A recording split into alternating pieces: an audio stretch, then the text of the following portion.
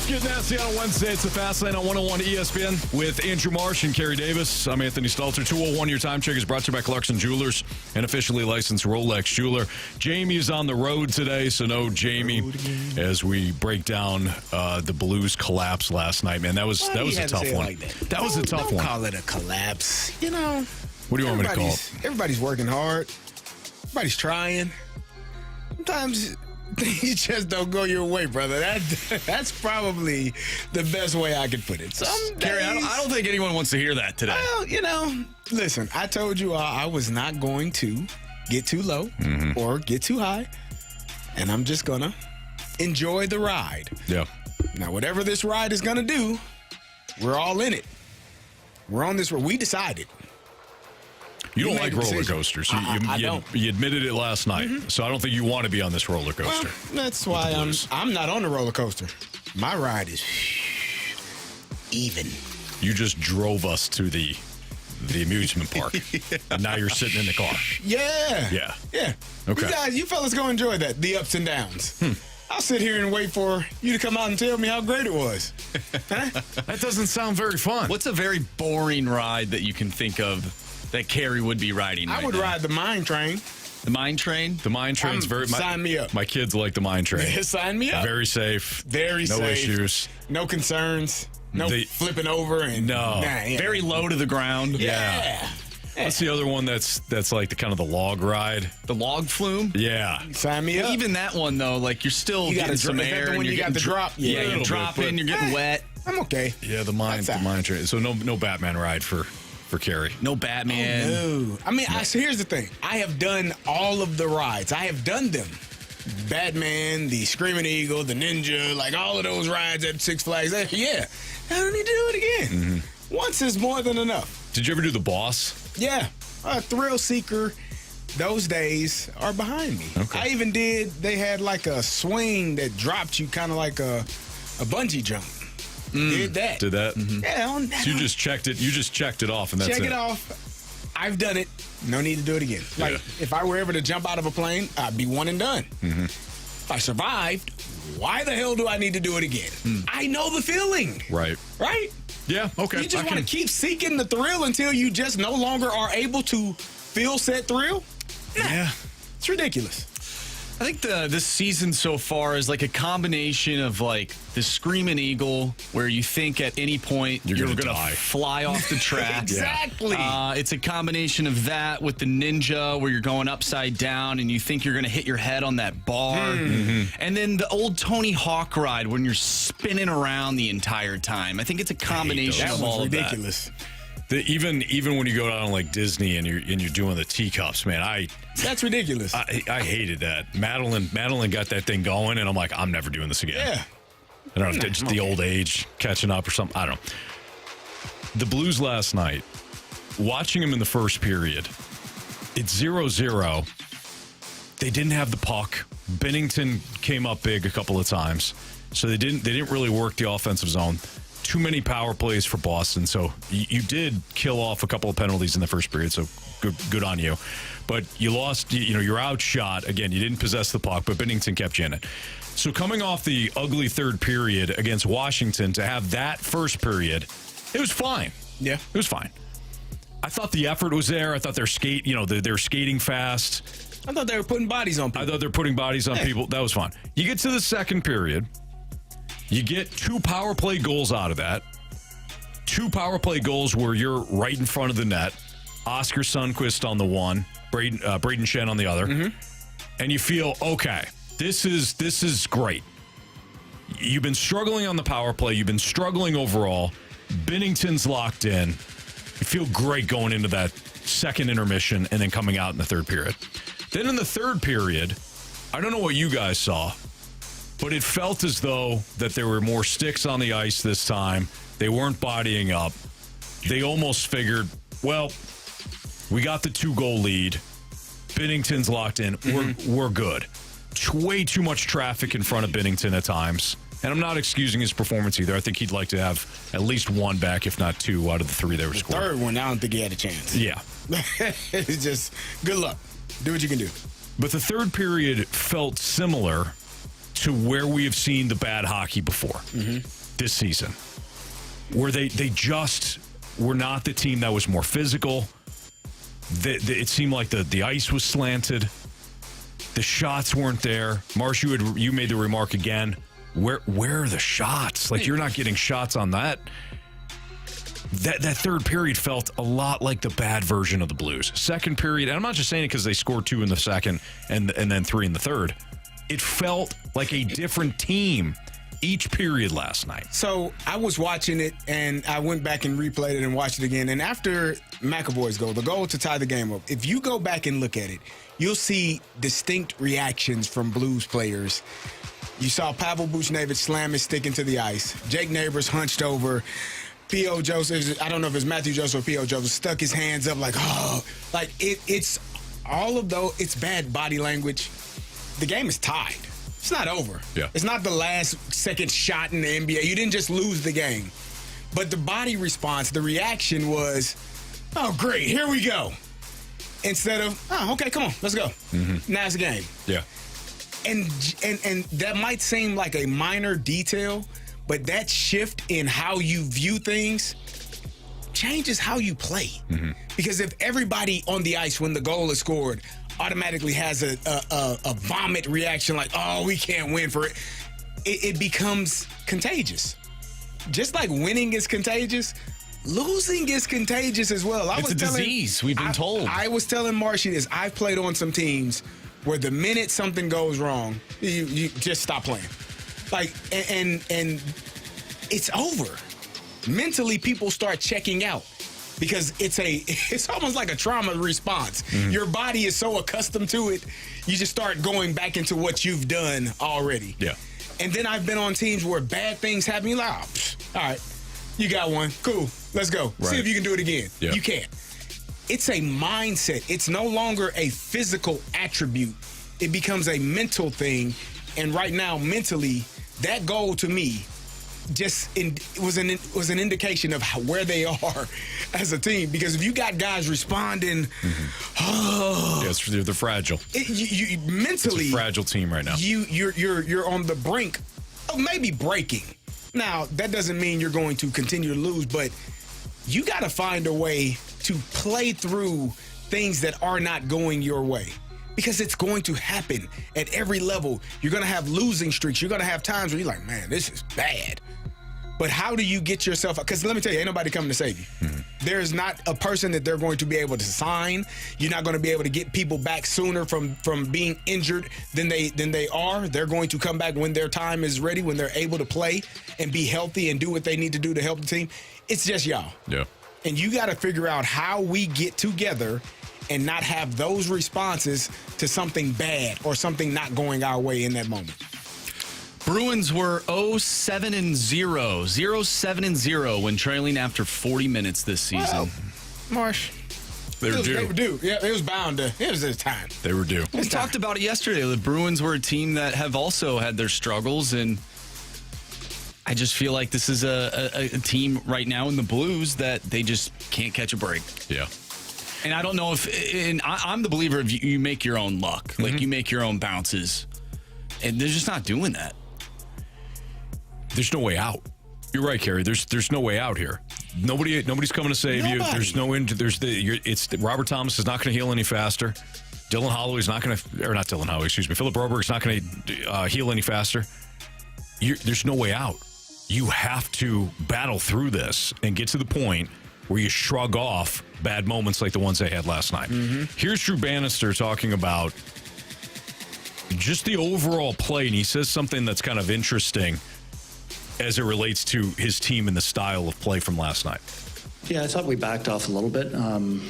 We talked about it going into the third, that they were down to 5D, and we wanted to get our forecheck going and get a lot of pressure on their D and play more on our toes. And there at times we were putting pucks deep, and then I thought at times we were trying to make plays. The plays might have been there, but I think the better play was just put it to the goal line and make their D turn and go back and get pucks and allow us to get to a forecheck. So he's basically talking about kind of playing it safe I felt last night, and that's what it felt like in the third period. It's like, okay, we got a 2-goal lead. Yeah. My God, hang on. That's what it felt like. Yeah. It wasn't like full Carey pedal to the metal. Yeah. Pedal down to the floor. Mm-hmm. Let's try to add. Let's get 3. Let's get 4. It was we got a goal. We got 2 goals. We got a lead. Let's just hang on for this final period. The thing about playing sports is when you're playing not to make a mistake, you're going to make a mistake. Yeah. When you're playing not to get hurt, you're going to get hurt. When you're not playing the game the way you know to play, like if you play it one way the entire game and it got you that lead, I'm not saying you take risks, but you play the game as hard as you did to get the lead and to sustain the lead and hopefully to add to the lead. Yeah. Instead of, all right, fellas, we're work here is done, 2-0. Good. Yep. Nobody's ever come back from a 2-0 lead in the third period. In hockey history, it's never happened. Oh, wait. They scored and tied the game up. And that's the reaction you saw. If you go back and look at it, I paused it and I felt like a coach watching film. I paused it and rewound it 3, 4, 5, 6 times just to see the reaction. Mm-hmm. Because the reaction tells me, oh, crap, we lost. Yeah. And you don't need to be a hockey coach to recognize that. That's body language. That's in every single sport at every single level. When things go bad, how do you respond? Are you able to get because they are going to happen, man? Mm-hmm. Nobody's stopping playing because you got a 2-goal lead. Right. Like they're still trying to get back into it.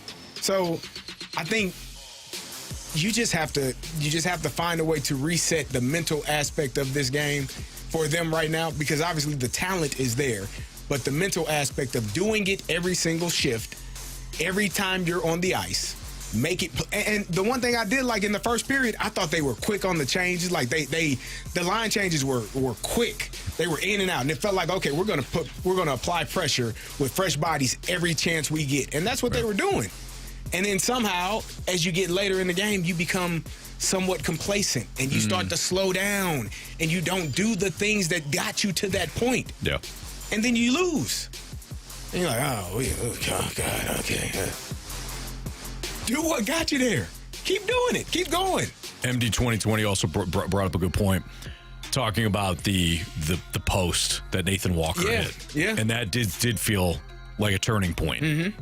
It's like he hit the post, and I believe at the time it was still 2-0. It was 2-0. Yep. So you go up 3-0. Maybe it's a different feel, but either way, to your point, Carey, you have got to continue to apply pressure just like you did to get that lead. Yeah. It's Fastlane on 101 ESPN. We are airing our Blues grievances today, so if you have a Blues grievance that you want to leave us for the mic drop, you can via the 101 ESPN app. Brought to you by Schaefer Door Company. Leave us a Blues grievance, whatever it is. We'll play those a little bit later on in the show. So whatever you want to grieve today with the Blues, you can do so. It's Fastlane on 101 ESPN. We've got Carey Davis, Andrew Marsh, Anthony Stalter. College football playoff rankings were released last night, the new version. Hey. And all right, I'm excited. Seemed like the committee wanted to tick some people off. We'll get into why. Well, maybe not Carey and other Big Ten fans. But otherwise, it seemed like the committee goes, you know what? How do we tick people off tonight? We'll get into the rankings next on 101 ESPN.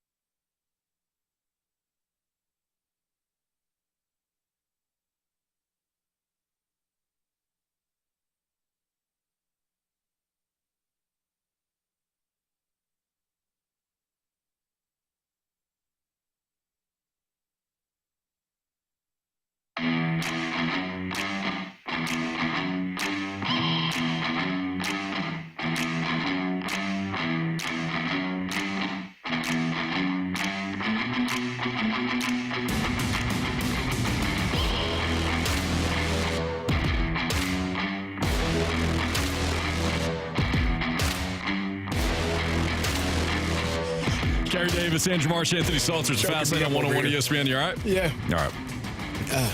All right. We all remember Jerry Springer, of course. Jerry. He always wanted to just start crap. That was the show. Like, let me put on my suit today and just start a bunch of crap. Were you more of a Jerry guy or a Maury guy? Jerry. Yeah. Maury it's kind of sad, man. These guys go out there, you are not, and then they take off. This is bad, man. There's a lot of crap going on, yeah. So really, I think the committee last night said, how do we start some crap tonight? Here's an idea. Let's put Penn State 4, and we'll have Georgia first team out. Will that do it? Good. We'll have Indiana 5. We'll have BYU as the 4 seed, which means they have a bye. I'm for it. There's going to be chaos no matter what. When you have this many teams, this many good teams being knocked off consistently, week in, week out, you're going to get a little chaos with the playoff rankings. Because if you're sitting there and you're the committee, and yes, you're trying to evaluate resumes and all of that, you're looking at an Indiana team that's unbeaten, and outside of the 5-point win over Michigan, they've really rolled against everybody. Yeah. But they also haven't been tested yet. We'll see what happens when they play Ohio State. Or you got a Georgia team that just got waxed by Ole Miss and it was their second loss. Like, these are the things that you're weighing. Georgia would probably be a double-digit favorite if they played BYU on Saturday. That's just a reality. Where are they playing at? Because if they're playing at BYU at night, might be an issue. Yeah. But it remains Georgia. And that's also the Georgia team that almost lost to Kentucky. Sure. So, but Georgia would still be favored in that game. Okay. But the regular season matters. It has to. BYU's had every opportunity, including last week in Utah, to trip up. Mm-hmm. Indiana has every opportunity to trip up. Are they playing Alabama and Ole Miss? No. But they've had every opportunity to fall on their face. And if they've lost one game, then they're done. That's the disadvantage of not playing the big boy schedule. And if they lose to Ohio State, they may have a hard time getting back in. I'm talking about Indiana, getting back into the 12. I think it depends on what it looks like. Totally. Yeah, if they lose by 2, they lose by 3, they lose by a point. If they cover, do you think? If they cover, I don't know. We'll see what the spread winds up. By the way, how did the Chips do last night? They got how rocked. did they do? They got rocked. Did they? Yeah, I was hoping nobody would bring that up. In the second damn segment, Marsh is all over it. Yeah, they got rocked. Stupid Toledo. Yeah, man. But I think that if you look at these rankings, this is a reflection of what we've seen thus far in the regular season. They're not trying to say, who's the top 12 teams? Who's the top 12 teams if they met, in the parking lot on Saturday? That's not a point. That's not the point of this. The point is, how do you perform on the field? And then we're going to judge you by that. I don't know if Penn State's number 4, but they only got one loss, and that was to Ohio State, who was the number 2 team. Yeah. Ohio State only got one loss, and that was to the number 1 team, Oregon. I'm okay with Ohio State. Indiana does not have any losses, and they're playing extremely well. Now, in 2 weeks on the 23rd, that will be their first real challenge. Last week, I would say I was a little disappointed in only a 5-point win against a Michigan team where you were favored by 2 touchdowns. Like, that was and I was wondering, when's the last time Indiana, if ever, has been favored by 13.5 or 14 points against any Michigan team? Right. In history. And you were favored by that, and you only won by 5 points. Mm-hmm. Michigan's terrible. And I've said this time and time again. And any Michigan man that I'm friends with, that I played with and played against, will tell you this is a terrible Michigan team. Yeah, they have eyes. They can watch. This is a terrible team. Yeah. They are one-dimensional. All they can do is run the ball, and they got one real good receiver in Loveland as a tight end, and figure out how to limit them to doing the one thing that they can do well and stop that. If you took away the maize and blue and just put them in all yellow uniforms or something like that, you would think they're Iowa. You would think that exactly. And a bad Iowa team. A bad Iowa team. So the fact that they only won by 5 bothered me a little bit at home. And I think the luster of the Michigan helmet, like that does weigh in on younger players, college players. Like it does, they're still Michigan. They should have beat them by 20, in my opinion. That's not a good Michigan team. I'm interested to see what Indiana looks like in a couple of weeks when they play Ohio State at Ohio State. Mm-hmm. That could do some shifting here in this Big Ten and really change some things, because then you'll see who's in the Big Ten championship game and see how they fare against Oregon. We got a long way to go. We got a ways to go. It's fun, man. It is. I'm not disappointed. You know, I'm excited to see. I want to see Boise State continue to move up. They dropped a spot from last week in the playoff rankings. But I want to see them, and it's interesting to me because Miami lost that game, which was a terrible loss to Georgia Tech. Georgia lost also to an Ole Miss team. They dropped out. But Boise won, and you're saying, well, that win wasn't good enough. Okay, that's weird. I think for them, though, there's only really one team that they're competing with right now, and that's Army. Right. For that group of 5. Automatic chance to be in the college football playoff. Right. So for them, I think it stinks that you dropped a spot, but really you're still in it. You're still good, yeah. So here's your first round buys. Number 1, Oregon. Number 2, Texas. Number 3, BYU. And number 4, Miami. Your first round matchups would be number 9, Notre Dame at number 8, Tennessee. The winner playing Oregon. Boise State at Ohio State. The winner plays Miami. Ole Miss versus Penn State with the winner going to BYU, and Alabama versus Indiana with the winner playing Texas. Out of all those matchups, that's the one I'd circle. Like, that's the fun one. Ole Miss, Penn State? Alabama, Indiana. Indiana. Provided that Indiana shows up against Ohio State. If they get waxed, then I'm good with that storyline being closed. Mm-hmm. If they get beat up, do you think that they are out of the top 12? Yes. Mm-hmm. Okay, I don't disagree. If Ohio State beats them 38-10, I'm good with that storyline ending. Mm-hmm. I'm fine with it. Just like a TV show that you really like, you appreciate, you're watching along the line. There's certain storylines you're like, I'm over this storyline. So far, I'm good with Indiana.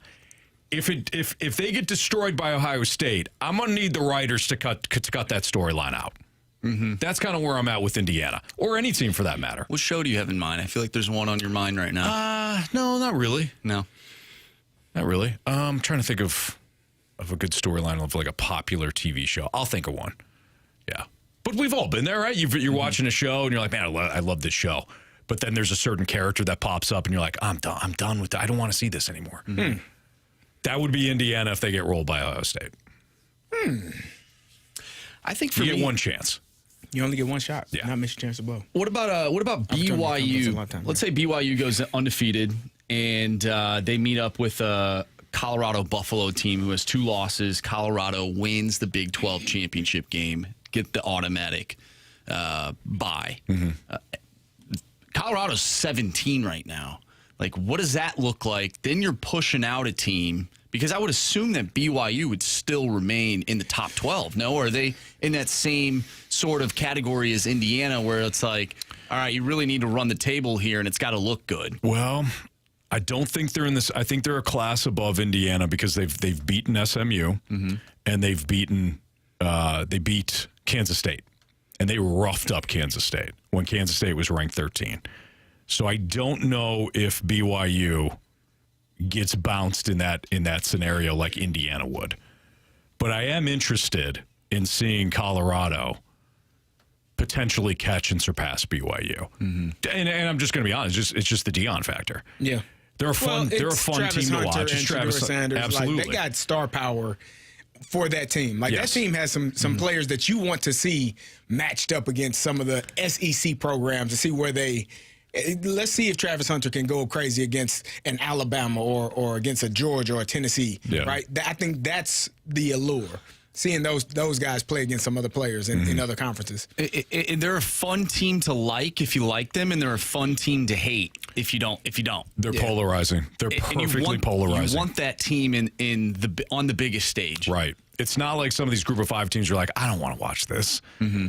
Yeah, I don't care about it. But Colorado, you're like, oh, okay, this is either going to be fun or it's going to be combustible, and I'm signed up for it either Good way. theater. Yeah. But I think any team that's in here, you're going to want. If you haven't seen BYU play, they are a really good football team. If you haven't seen Boise State play, Ashton Genty is the real deal. Like, there are teams, obviously most people have seen Texas play. They've seen Ohio State. They've seen Penn State. If you haven't seen Indiana play, that's a really good football team as well. Didn't perform as well as I thought they should have against Michigan, but they are a really good football team. So for me, it doesn't matter how it shakes out. You're going to get 12 really good football teams, and they have an opportunity. It's one game.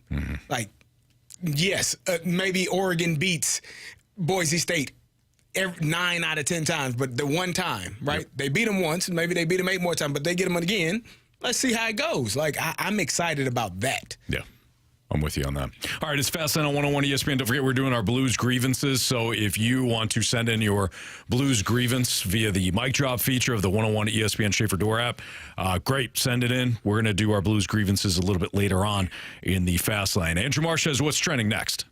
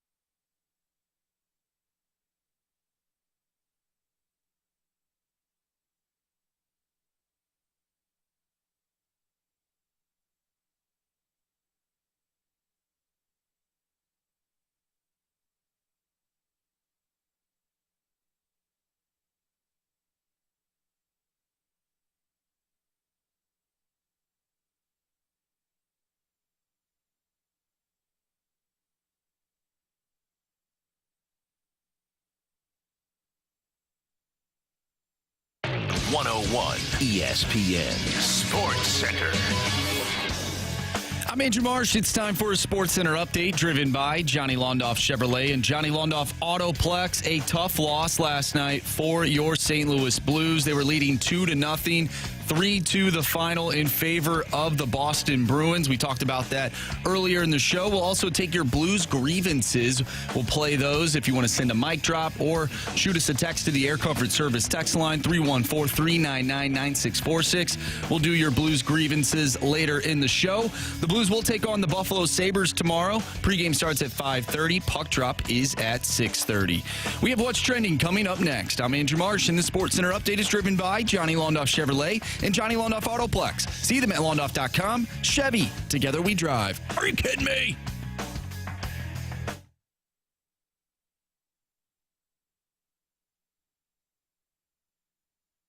It's time to find out what's going on in the sports world with What's Trending Now. Brought to you by Goodwill. Donate a car and get tickets to the St. Louis Cardinals.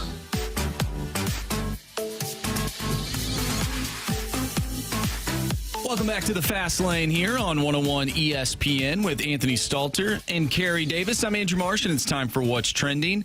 Guys, I saw this on ESPN.com. Eli Letterman wrote, Lane Kiffin in Ole Miss completed a critical late cycle flip Wednesday afternoon, that is today, securing a commitment from former Alabama pledge Caleb Cunningham 4 days after the four-star wide receiver visited the program during the Rebels' Week 11 win over Georgia. To me, that I find that interesting because for so long, Alabama has been the cream of the crop, the top dog in college football. And now that Nick Saban's no longer here, we've seen a little bit of a dip. And we've seen that in the past few years. Obviously last year they went to the college football playoff, but I didn't necessarily think that was one of the better Alabama teams that we've seen in recent years. And now they're still in the mix, but it just doesn't feel the same. Do you think Alabama is sort of on the way out of being that top dog in college football, or do you think that Kalen DeBoer can keep them relevant? I think Kalen DeBoer can keep them relevant. I also think that because of NIL, you're seeing that the scales are being even now. Ole Miss has a ton of money. They can throw a bunch of things at recruits. In this case, an Alabama commit to flip. And this is what you're going to see. USC, Texas, Ole Miss. These are schools with a ton of money.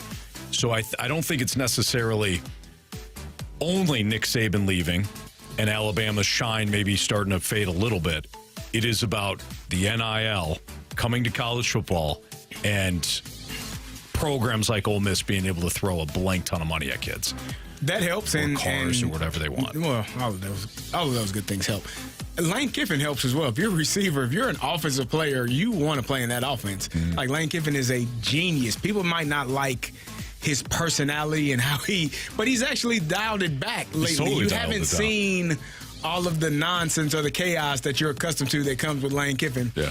If you're an offensive player, you want to play in that offense. You know he's going to find ways to get the ball to people, make big plays. If you're a receiver, quarterback, that's an offense you want to be a part of. So I'm not surprised at it. And I do think the shine is off of Alabama just a little bit with Nick Saban leaving. Like you have a team, some people were ready to fire Kalen DeBoer because he lost 2 games before November. Like, what is it with 2 games? That's still a good program. Yep. But I think the parity for all of college football is more even now because you're not going to be able to have an Alabama program that has 4 5-star players that are seconds, 2s, and 3s. Those 4 and 5-star players are going to go elsewhere where they can start right away and play and have an opportunity to win a championship. So I think it's become more even because of NIL and the transfer portal. People can move about as they want to, as they see fit, as quickly as they want to, as opposed to having to wait or not being paid when they go to where they want to go to. Carey, Pittsburgh Steelers, Here we go. Your Pittsburgh Steelers safety Deshaun Elliott was on the Punchline podcast, and he said that he was looking forward to playing the Baltimore Ravens this week because the team that he played on last year, the Dolphins, in quote, was soft as, well, not in quote, but soft as Fastlane. Soft as Fastlane. And he was a part of that Miami team that ultimately did not get the job done last season. And they lost 56-20 to the Ravens late in the year last year. Had me thinking, do you think the NFL is becoming more soft based on the rules? Do you think the players are more soft? Yeah. And does that reflect in some of the records that we have seen so far this season?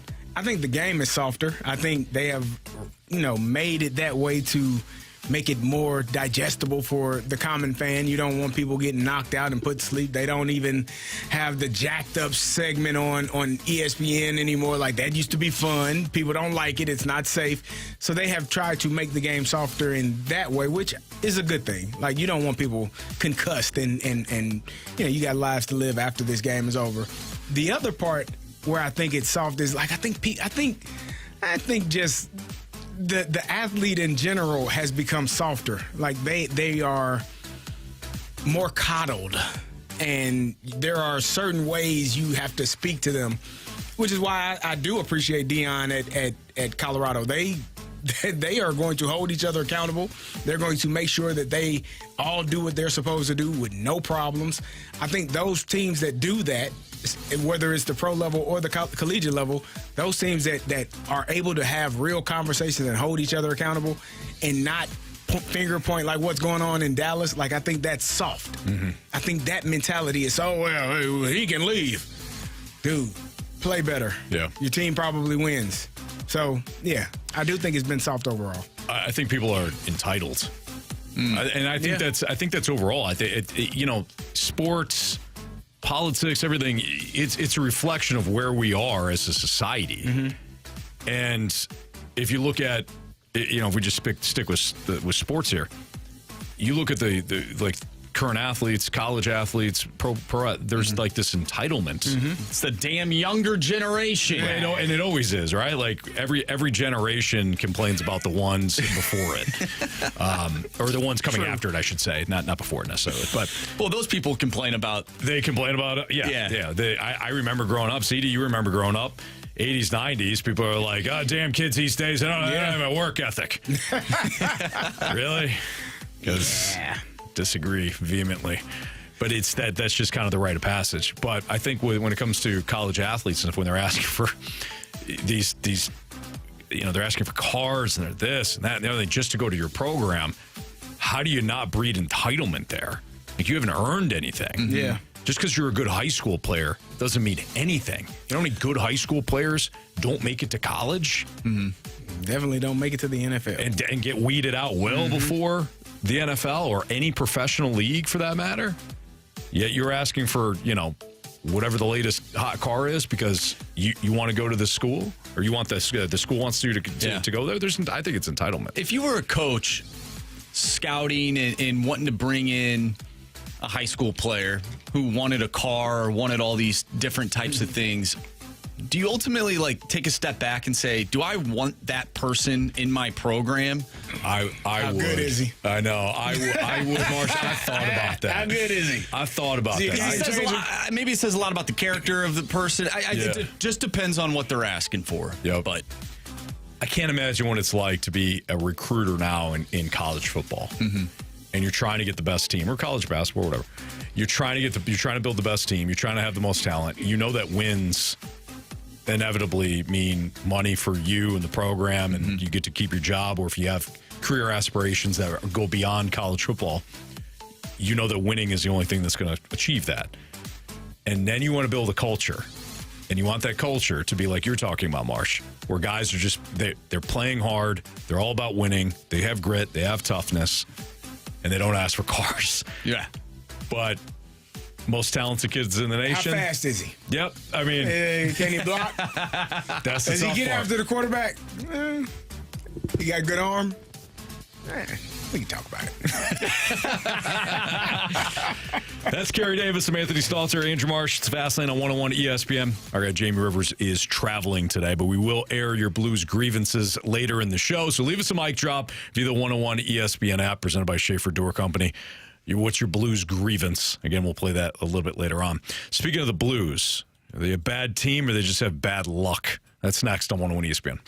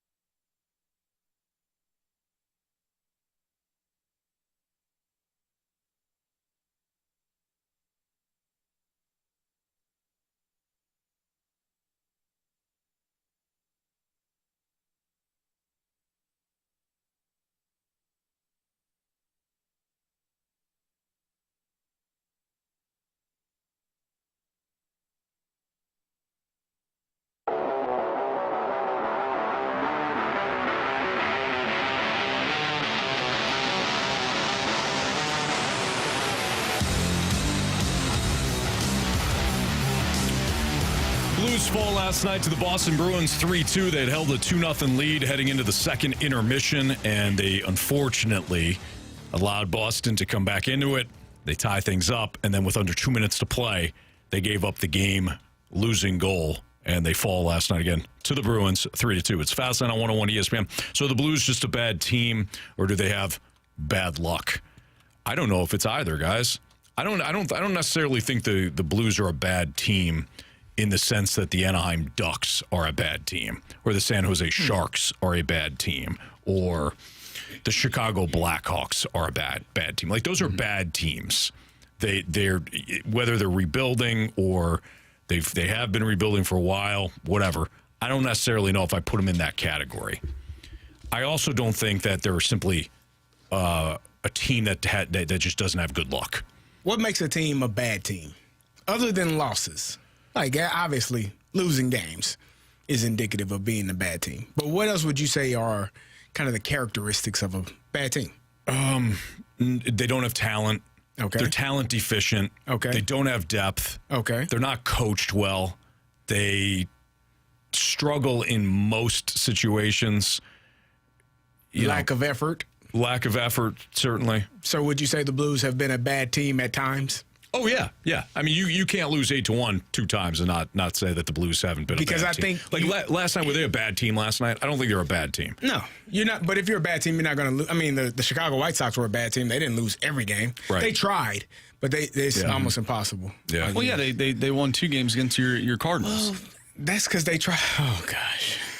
Yeah, they did. He's right. He's not wrong. Yeah. I thought I had something clever, had nothing. Ouch. Well, I asked because you said lack of talent deficient, lack of depth. I think the poor coaching part, I think we can cross that one out. Like they have, I think they have good coaching. But then you said, what was the other thing you said? You said one more. Oh, what did I say? Marshy, do you remember? My memory is terrible. But either way. Yeah. Obviously it wasn't that good. No. The things you said, I think, are what the Blues have shown. Like, at times, they have shown the and I told Marsh this earlier, when they scored, when the Bruins scored and tied it up 2-2, right? And you saw the last 12 points of the game. And they won by 3. Like, for the Warriors. Because they never feel like they're out of it. Because when you have a superstar, you always feel like you got a chance. Yeah. The Dodgers always feel like, well, give up 7 runs, it doesn't matter. We got a chance.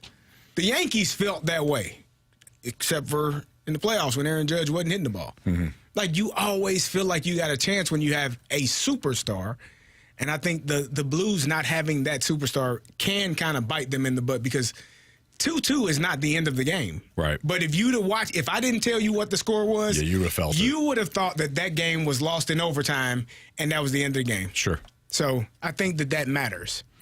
I think, you said you don't think it's either one of them. I think it's kind of a little bit of both.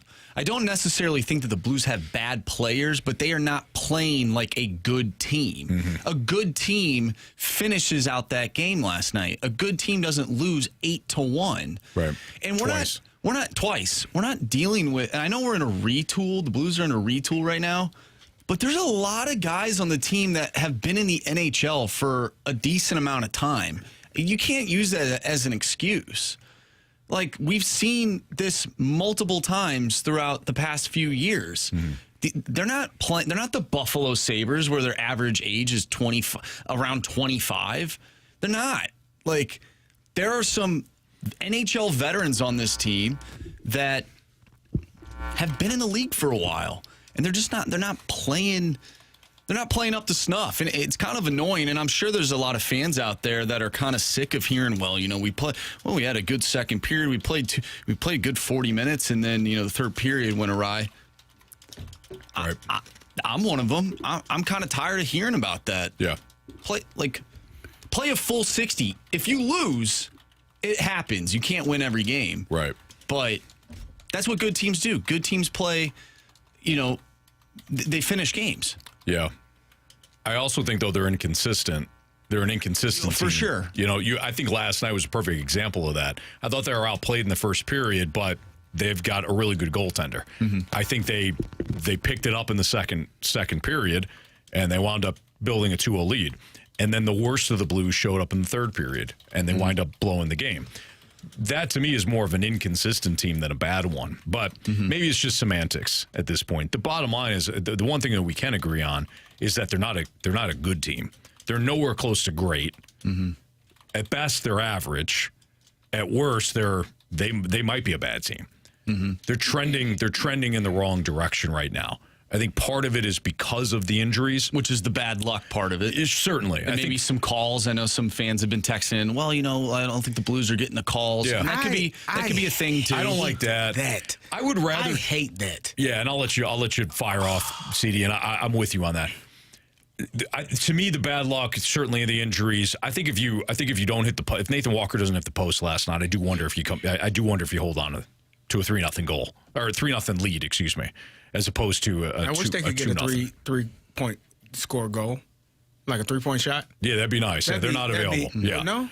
Like if the goalie scored. Yeah, you should count for 3. Right. Yeah. Yeah. If there's another goalie on the ice, especially. It has happened before. Yeah.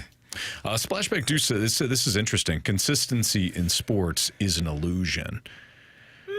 I don't think so. I don't know. The Chiefs seem pretty consistent. Consistency is doing the mundane things over and over and over again. The things that people get bored doing, and you do it better than them. Like I always had when I always had this mindset. If there was ever like competition at my position, I never felt like I was going to not start. Yeah. I always felt like I'm going to start because I'm going to be more consistent than you are. I'm not going to make mistakes. You will. I don't have to do anything special. I'm going to play the game the way I know how to play it. I'm already talented enough. I'm smart enough. I know exactly what to do. But the pressure of somebody being consistent, doing it over and over and over again, and doing it right, other people are not always capable of doing that. So at some point, they're going to drop a pass. At some point, they're going to miss a block. At some point, they're going to do something, and now that's in their brain. Right. Whereas I'm not. I'm just doing my job. I'm not worried about everything that's going on around me. I just do what I'm supposed to do. And are bad things going to happen? Yeah, sure. But that's part of sports. Like you control what you can control, and the other things that you cannot, you just keep playing and keep pushing. And that's why when people, we're not getting the penalty, I absolutely hate it. Because you're giving yourself an out. I hate when I watch Little League sports and I hear coaches, he got fouled. That you're making it an excuse for a bad shot. Yeah. You didn't call the penalty. You're making an excuse for a guy that didn't make the block. Right. Like, just stop making excuses because you allow that player an excuse to get out of it. Yes. Instead of just playing the game. Right. Play through the mistakes. Yes. So it doesn't matter if that penalty is called or not called in the first period, in the third period, in the first quarter, in overtime, whenever it happens, keep playing. As long as you have an opportunity to play. And if you play the game well enough, then those missed calls don't matter. Yep. They don't matter no matter when they happen. Because you're playing so well, you're putting pressure on the opposing team because you're consistent in doing your job better than they are, and they are struggling to get out of it. So to me, that's all sports are. Be consistent, and you win games. And do it repetitively, like over and over, and most people can't. And that's why most people can't win. Yeah, well said. All right, this is Carey Davis. I'm Anthony Stalter, Andrew Marshall's Fastline on 101 at ESPN. Is it imperative that the Cardinals trade Nolan Arenado this offseason? That's next.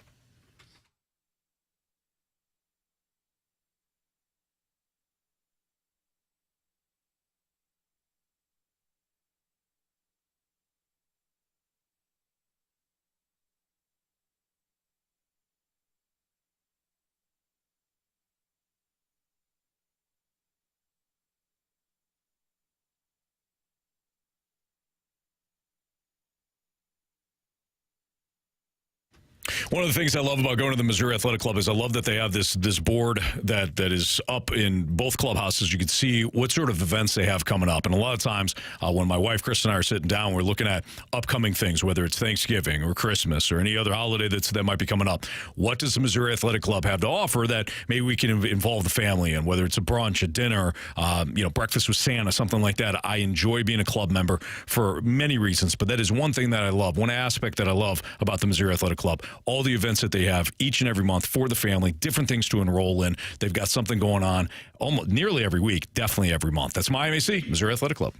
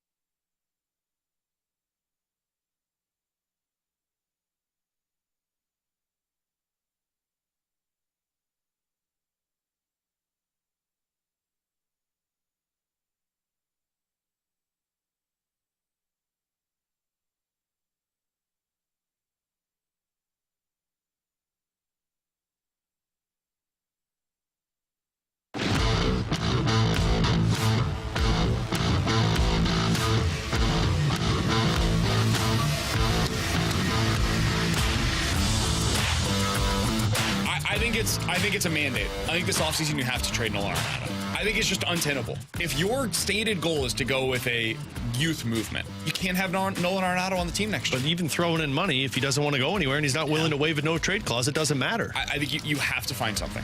You have to find something that is a common goal for both sides. This works for us. This works for the player. Let's make it work.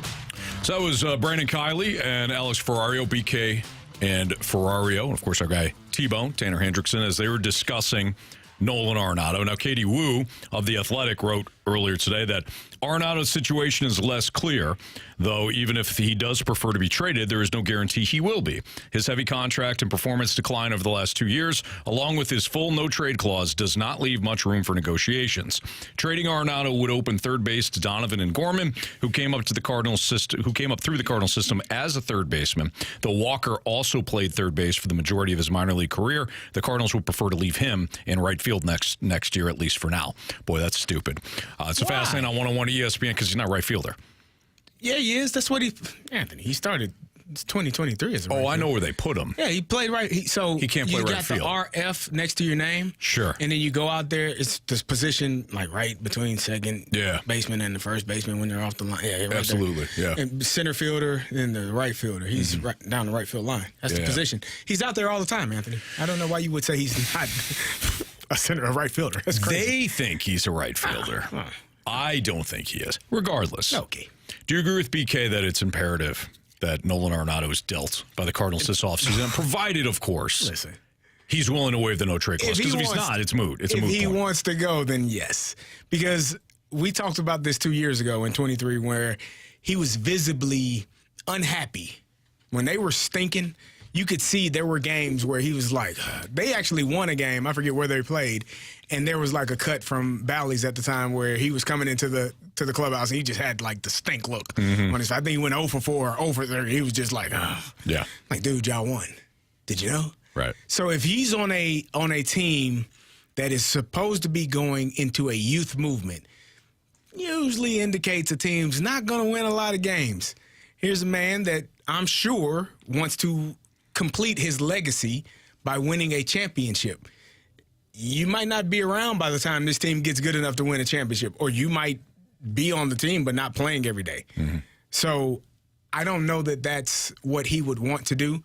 And if he wants to move on and you can get something in return for him, I think that's the key point.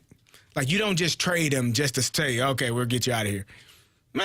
Hey, sorry, not sorry. Like, we have to be able to get something in return for you.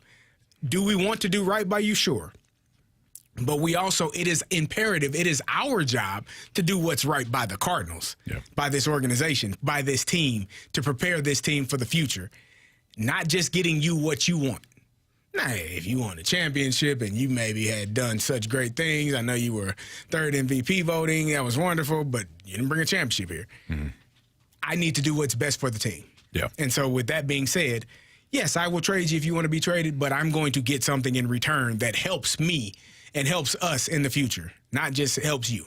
This can't be overstated. He does have a no-trade clause, full no-trade clause. If he's unwilling to waive it, then there is no discussion Yeah, here. what are you talking about? If he is willing to waive it and go to a certain team, I think it is imperative that the Cardinals deal him. They will probably have to absorb most of the contract. Typically, when you do that, a lot of the contract. Half. They're going to have to, whether it's half, whether it's a little bit more than half, they're going to have to absorb a significant portion of that contract. His stats are declining. He's not the same player as he once was. The Cardinals are desperate, or at least leaning toward there. They're going to have to absorb a lot of that deal. If they do that, typically you get a better prospect in return, or a better return, if you're willing to eat the contract. I don't think it's just about whatever prospect or whatever the return is. That's important, but freeing up third base for one of your young players, whether that's Donovan, Walker, whoever, to play there every day, that is equally as important in my eyes based on where the Cardinals are at right now. When they traded for Arenado, this was a much different team. The goals were different. The expectations were higher, all that. Right now, it is about freeing up spots, just like you did at first base and DH with one move. It's about freeing up spots moving forward for your young guys. One of the problems the Cardinals have had, Carey, and I'll keep this short. One of the problems the Cardinals have had with their evaluation is not properly giving enough highway to certain guys to see what they had. Yeah, in I my agree. opinion. Blocking them from being able to play. We got a text from the 314. What we'll be doing right by the Cardinals is getting rid of him and his salary. I don't care what we get back for him. Okay. I don't agree. Because if you get rid of him and don't get anything back, you did nothing. You did what you did with... You are freeing up a spot. I think that's key. Let me ask you this. If you just do that and get nothing in return, is the player that you're going to put in that spot better than Nolan Arenado? I don't think so. No, so but I think that's going to be the case regardless. So for me, this point is not a good... I wouldn't agree with it because you should get something back. Yeah. Otherwise, if I'm not getting anything back, I'm going to let you play third base because you're the best third baseman on the damn roster. Now, if I can get rid of you and get something in return that helps the team and maybe put a lesser third baseman there, but my team got better, then yes, it's all about what makes the team better, in my opinion. If getting rid of you and getting something back in return makes us better, then let's do that. I don't know though if he would even get anything, to be honest. Like anything that's significant. So if you ate a lot of the contract, I think you would get something decent in return. Right. Now that's all objective, right? Like what is decent? To me, like I look at what did you give up to get him? Not a lot. Not a lot, no. So like it's almost like Austin Gomber. That's wipe what you my gave up. hands. Let's just move on. Yeah. This did not work, and we move forward because we need somebody else. I don't care who it is. We need to know who can play third base, and if somebody can't, then maybe a few years from now we can go out and get a different third baseman. We can pay money that this contract now allows us to do that. We can go get somebody else if somebody can't step up to the plate, no pun intended, and be a third baseman. Yeah. When I say, and for me, getting something in return doesn't mean that player has to be somebody on the roster that makes an impact right away. Yeah. You're It talking could be about a prospect. high ceiling player that has not shown anything yet, but his ceiling is high. Yeah. We think eventually this player can be this for this team. No, go ahead. Because you do need to open up the spot. You do need to get something in return. You do need to let other players have an opportunity to play. And you are going in the youth movement direction. So, yes. But I need something. Yeah, you get right. I think to your point, you can't just give them up for free. Like you can't just get. You're going to get something. I think this is all moot. Yeah. But you're going to get something in return. I agree. So. You better. All right, it's Fastlane on 101 ESPN. We got Prove Me Wrong coming up next. I love that hat, Marsh. Yeah, look at it. Marsh looking good. Handsome as ever. Thank you. No doubt about it. So if Chilly you- outside, covering the ears up, keeping yourself warm, eh? Good job. The theater thugs. smart and effective. So if you have a Prove Me Wrong statement that you want Carey or I to prove wrong, send it in 314-399-9646. That's the Air Comfort Service text line. We have Prove Me Wrong next.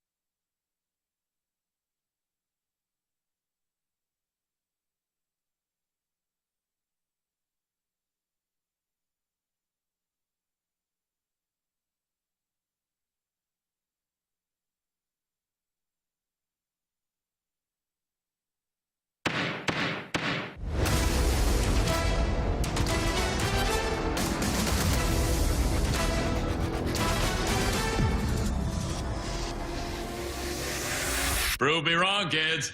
Prove me wrong. That's right. The law firm of Davis and Stalter have walked into the courtroom of Judge Andrew Marsh. We're ready to hear your cases. If you have a prove me wrong statement that you want to send into the Air Comfort Service tax line, you can do so 314-399-9646. This is where Judge Marsh will read off a statement, and either Carey or I will have to prove the statement wrong. And the judge is jury and executioner on this as well. Handsome lad he is. Judge, how are you today? I'm doing great, gentlemen. Good. You look good. Thank you. Yeah. Thank you. It's not what you said in the break, Anthony. It's actually no. Well, he was That was talking 2 to breaks me. ago. He was talking to me. Yeah. That was Right. 2 breaks ago. And you were talking to me. I was talking to Carey There when you I go. said that awful thing. Are you ready? Yes. All right, this one's interesting. From the 314, prove me wrong. The most exciting team in St. Louis sports over the next 5 years will be the SLU Billikens basketball team. In all of sports? Is that what they said? Yeah. Next 5 years. Over the next 5 years. Yeah. I mean, I guess Lamar Jackson just stopped playing football. No, in St. Louis. Oh, in St. Louis. Yeah. That's what I said. Okay. Yeah, in St. Louis. I thought you said in all of sports. No, that would be an asinine statement. All of sports in St. Louis. Ah, Yeah. okay. I mean, come on. The Cardinals are St. Louis's team, right? We're on the path for a youth movement. What does that mean, Anthony? Yeah, what does that mean, That Carey? means Jordan Walker, Nolan Gorman, all of these Mason Wynn, these stars are going to be playing downtown, and that stadium is going to be filled with people watching them play. You know why? Because it's going to be the hunt for Red October. That's what it's coming back. It's going to be time, and nobody will be thinking about SLU basketball at that time because they'll be playing Cardinal baseball, looking at the breath in October when it's chilled outside. Wow. Give them time. Heim Bloom, Mosaic, we've dumped on Mo enough. They have made a shift in philosophies. Shift. Yeah, no, I got With you. an F. Yep. And they are doing wonderful things down there. And you just wait and see how your Redbirds turn out and turn up. You better believe it. Man, this one's tough. Case closed. Well, I don't know about that. I think the Battlehawks would like a word. Well, I don't know if. Never mind. I'll give it to you. All right. I was going to go in so many different ways. Yeah, you could. I like Mason Wynn. There you go. I like turning up, Yeah. turning out, or whatever the heck you Turn just up. said. Turn up and turn out. Yeah. Turn down for what? Bear from the Snake Pit goes, this dude's a comedian. Assuming he's talking to you. Walk in your trap, take over your trap. That's right. No cap. Yeah. Kirk Cousins. Kirky Cousins. Turkey football. All right, from the 262, prove me wrong. Although the Blues keep playing the dump and chase game, they will never be successful at it with their current roster. I think they have to be successful with their current roster at dump and chase. This is not a team that's going to win consistently off the rush. This is a team that needs to play good, sound, fundamental hockey. Dump the puck in. Jamie talks about it all the time to Carey and I, where that F1 goes in, then the F2's got to do his job, set up the F3. I mean, we're talking about the basics of hockey here. This is not a team that's blessed with elite goal scoring. This is not a team that's blessed with elite speed. Are they faster than they have been in years past when completely healthy? Sure, but not by much. This is still a team that has to be strong in the forecheck, get the puck in deep, possess the puck. Win on special teams. That's how you're gonna, and of course with Binnington and net, strong goal prevention. That's how you're gonna win games. Sure. He didn't feel like it. He did, yeah. I'm feeling nice today. Okay. All right. To you two, gentlemen, of course. Thank you. Prove me wrong. Penn State and Alabama might not want to be in their championship game. Conference championship game, that is. You always want to be in your conference championship game because you have an opportunity to punch your ticket right then and there. Why leave it up to the committee when you can win on your own merit? You get into that conference championship game, you win said conference championship game, and what do you get, Carey? You get the automatic bid into the college football playoff. You always want it to be in your hands when it comes to your fate. Control what you can control. Oh, wow. Alabama, you can make a great case. I think they can beat anybody on any given day, and sometimes they don't. Penn State, however, I've never seen them win a big game. Fair. I'm sure they've won one. At some point. Not in my lifetime. They won a national championship in... Not in my lifetime. What year were you born? 96. They won a national championship that year, didn't they? No. Was it 92? I don't think it was 96. 96. No, was it? I'm pretty sure. Joe Pa? I'm sure. I think. They beat Ohio State that one night game with Saquon. That was a stunner. I think it was Ohio State. Let's see. So what? This is a chance. This is a chance to punch your ticket into the college football playoff. You think they want to be in that game, or do you think they want to just, hey, we're in? Might have been 86. I was about to say, it was always 96. No, fair point, Judge. Fair point. All right, from the 314, prove me wrong. Lions versus Ravens would be the most entertaining Super Bowl. It's going to be interesting to see. Lions versus Ravens? There's no way Lions versus Ravens. You know, it would be interesting to watch Patrick Mahomes and Andy Reid go for 3 straight SBs, or Josh Allen getting in there for the first time, his first opportunity to win the big one, right? AFC side, there's multiple. How about the Pittsburgh Steelers coming out of nowhere? Going to the Super Bowl. Here we go. Didn't even start Russell Wilson in week 1. Mike Tomlin's, this guy can't win anything. It's just, this is the year it's all going to come apart for Mike Tomlin. Oh, yeah? How they doing? NFC side, you've got all kinds of options. 49ers, another crack at it. Maybe Kyler Murray and the Cardinals. The Eagles. Or the Minnesota Vikings. Outstanding coaching. Sam Darnold. Justin comeback player of the year. The best receiver in the NFL. Your face. How about Jaden Daniels? Jaden Daniels taking a team to the Super Bowl as a rookie. Or the Eagles, maybe some vengeance, right? Who wouldn't want to see Nick Sirianni screw things up? Wow. Again. What? Lions, Ravens? No. Give me anything else. You know what? You're right. They had their opportunity last year in the conference championship games, and they blew it. Yep. You had your window. They had it. And you blew it. Thanks, Judge. Great job, Anthony. Great job. Could have gone without the whole Chiefs thing, but Frick James goes, Anthony trying to appease the judge. Foul play. Yeah, you got to play the hand that you're dealt. I'll tell you right now, there is a divider under this table that we are sitting at. I actually, even if you tried to give me something under the table, I wouldn't be able to reach. There you go. Yep. I would never reach under the table for you, Judge. All right, Anthony, now that you brought up the Arizona Cardinals and Kyler Murray from the Water Boy, prove me wrong. Kyler Murray is the best quarterback in the NFC West. Matthew Stafford won a Super Bowl. He did. Matthew Stafford won a Super Bowl. We don't give Matthew Stafford enough credit. I know he didn't look great on Monday night, but that was a team thing. How many records did he set with the Lions? How many big-time seasons? He gets out of there first year. First year he gets out of there and gets with Sean McVay. Wins the Super Bowl. Fantastic season. Matthew Stafford is... He's a Hall of Famer. Borderline right now, if not in. He's the best quarterback Kyler in the Murray NFC Hall West. of Famer. No. Yeah. Let's see Kyler Murray win a playoff game first before we crown him. Come on. Crown him. Thank you. I like Kyler Murray, but you're right.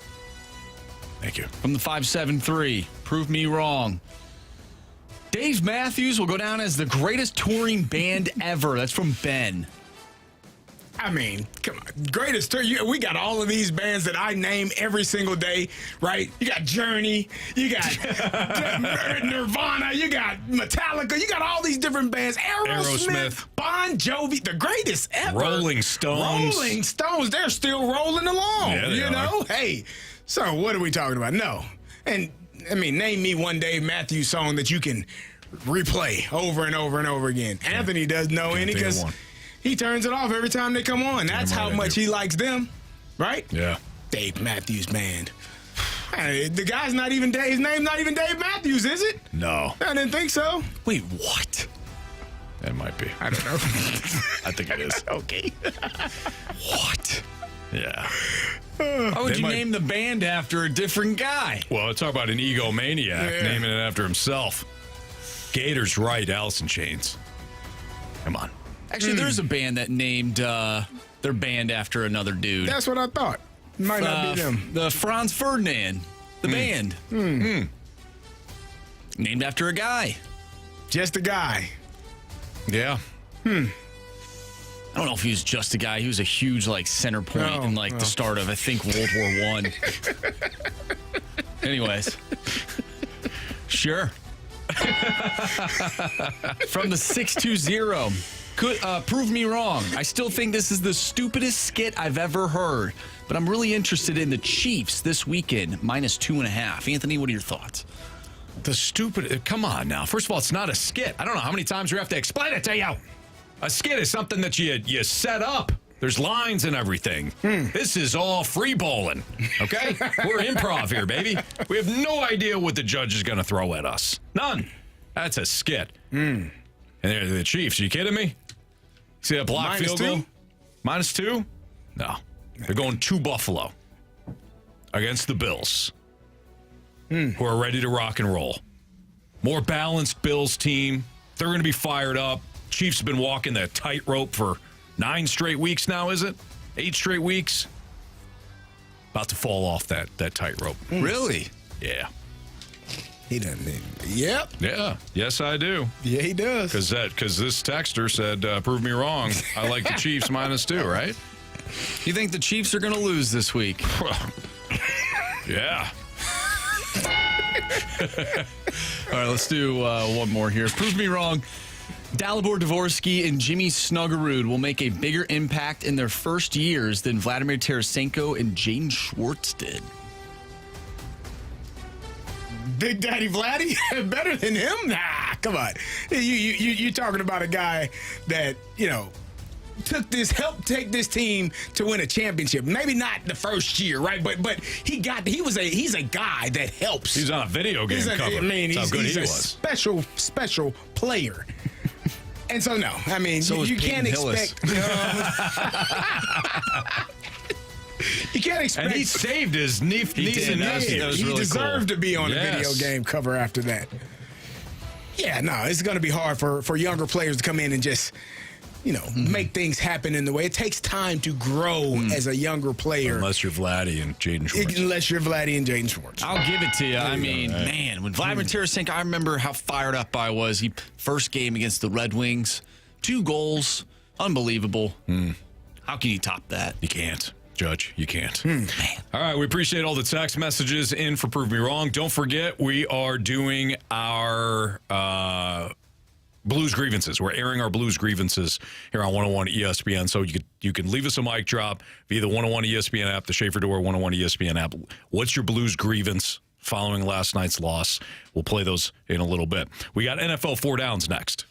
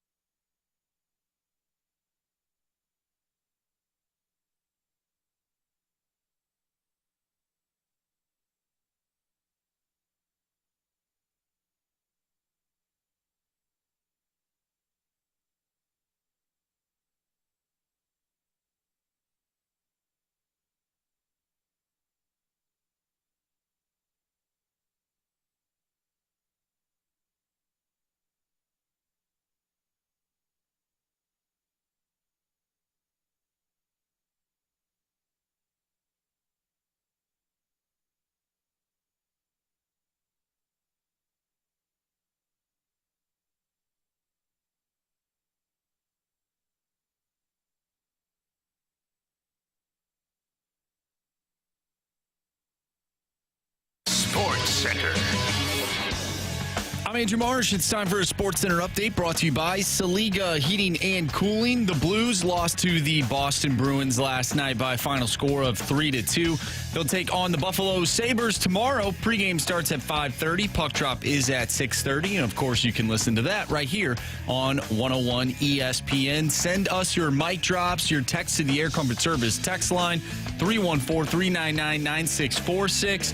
We'll do our Blues grievances in the 4 o'clock hour, so stay tuned for that.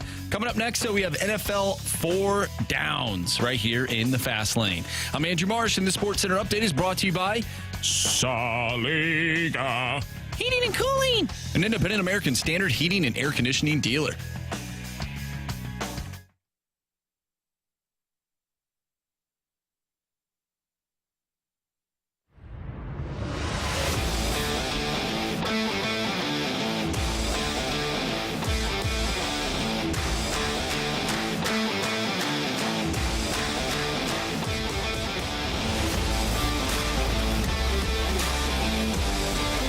It's Fast Lane on 101 ESPN. Andrew Marsh, Carey Davis, I'm Anthony Stalter. NFL 4 Downs right now.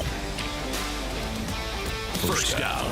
All right, guys, the Colts are going back to Anthony Richardson. We know that Anthony Richardson took himself out of a game a couple of weeks ago. They decided to go with Joe Flacco, presumably because Joe Flacco gives him more leadership. Then Joe Flacco dropped 2 straight games, didn't necessarily play well.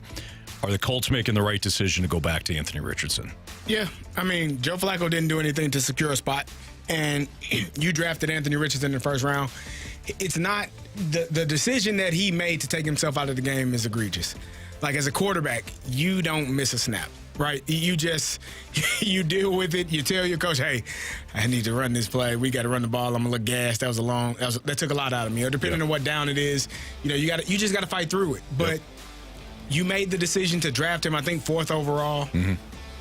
Joe Flacco, you were hoping would give the offense a spark. You were hoping the offensive, the receiving, the passing game would be elevated with him. There wasn't much difference there. Anthony Richardson brings an ability to escape at least, and has the running ability if things break down in the pass game. So I'm not surprised that they decided to go back this way. I think it'll be a mistake if there's more behind the Anthony Richardson stuff. Like if this wasn't just an isolated incident, if there is like teammates questioning whether or not he can be the leader of the organization, then I do think it's a mistake. Otherwise, you chalk it up as a learning opportunity, and he now has a chance to prove himself. Yep. All right, next one, Marsh. Second down. I was looking at the standings. You guys think the Cardinals have to win the NFC West to be a playoff team this season? Because I do. You've got Green Bay and Minnesota behind Detroit in the NFC North. If 2 teams make it from the NFC East, that's another wild card spot. I think the winner of the NFC, you have to win the NFC South, and I think you have to win the NFC West. I agree. Mm-hmm. You might get 3 teams from the NFC North. Yep. Like you probably will. And so that means you only got, and then you said 2 teams from the NFC East, you only got the division winners from those other 2 divisions. So the Falcons and the Cardinals are probably going to have to win their division in order to make it to the playoffs. Yeah. And honestly, looking at this Cardinals team, they've had some bad losses there, but they are, in my opinion, the best team in the, and let's look at the teams that they've lost to. They lost to the Bills, playoff team. Mm-hmm. They lost to the Lions, playoff team, division winner, both division winners. They lost to the Commanders, potential division winner. Yeah. And they lost to the Packers, who are also one of those 3 teams in the NFC North that we're talking about going to the playoffs. So their 4 losses are against potential playoff teams. I think they're the best team in their division right now. The loss that the Rams had on Monday night was terrible. And San Francisco, I don't know what I'm getting from them. They're supposed to be healthy. They can't make a field goal. They made their game-winning field goal. They made the field goal when it counted. Yeah, you make the other 3, you don't have to make that one. Well, very true. So a lot of teams can say that on Sunday specifically, especially road teams. In divisional games. Why? What did Denver do to you? Nothing. I'm not talking about You're talking that. about... You're talking about Atlanta. Yes. Yeah. I mean, Denver too, but... Yeah. I think... That's funny. I didn't think of Denver. Yeah, I think Minnesota, Green Bay, and Washington and/or Philly. Philly. Those are the wild card teams. So here's the next question then. Do you think the Cardinals do you think they win the division? Because I think the Niners catch them. No. I think they win the division. They already beat the Niners head-to-head. One game. So they at got San Francisco. They got another opportunity. Yep. The last game of the year at home.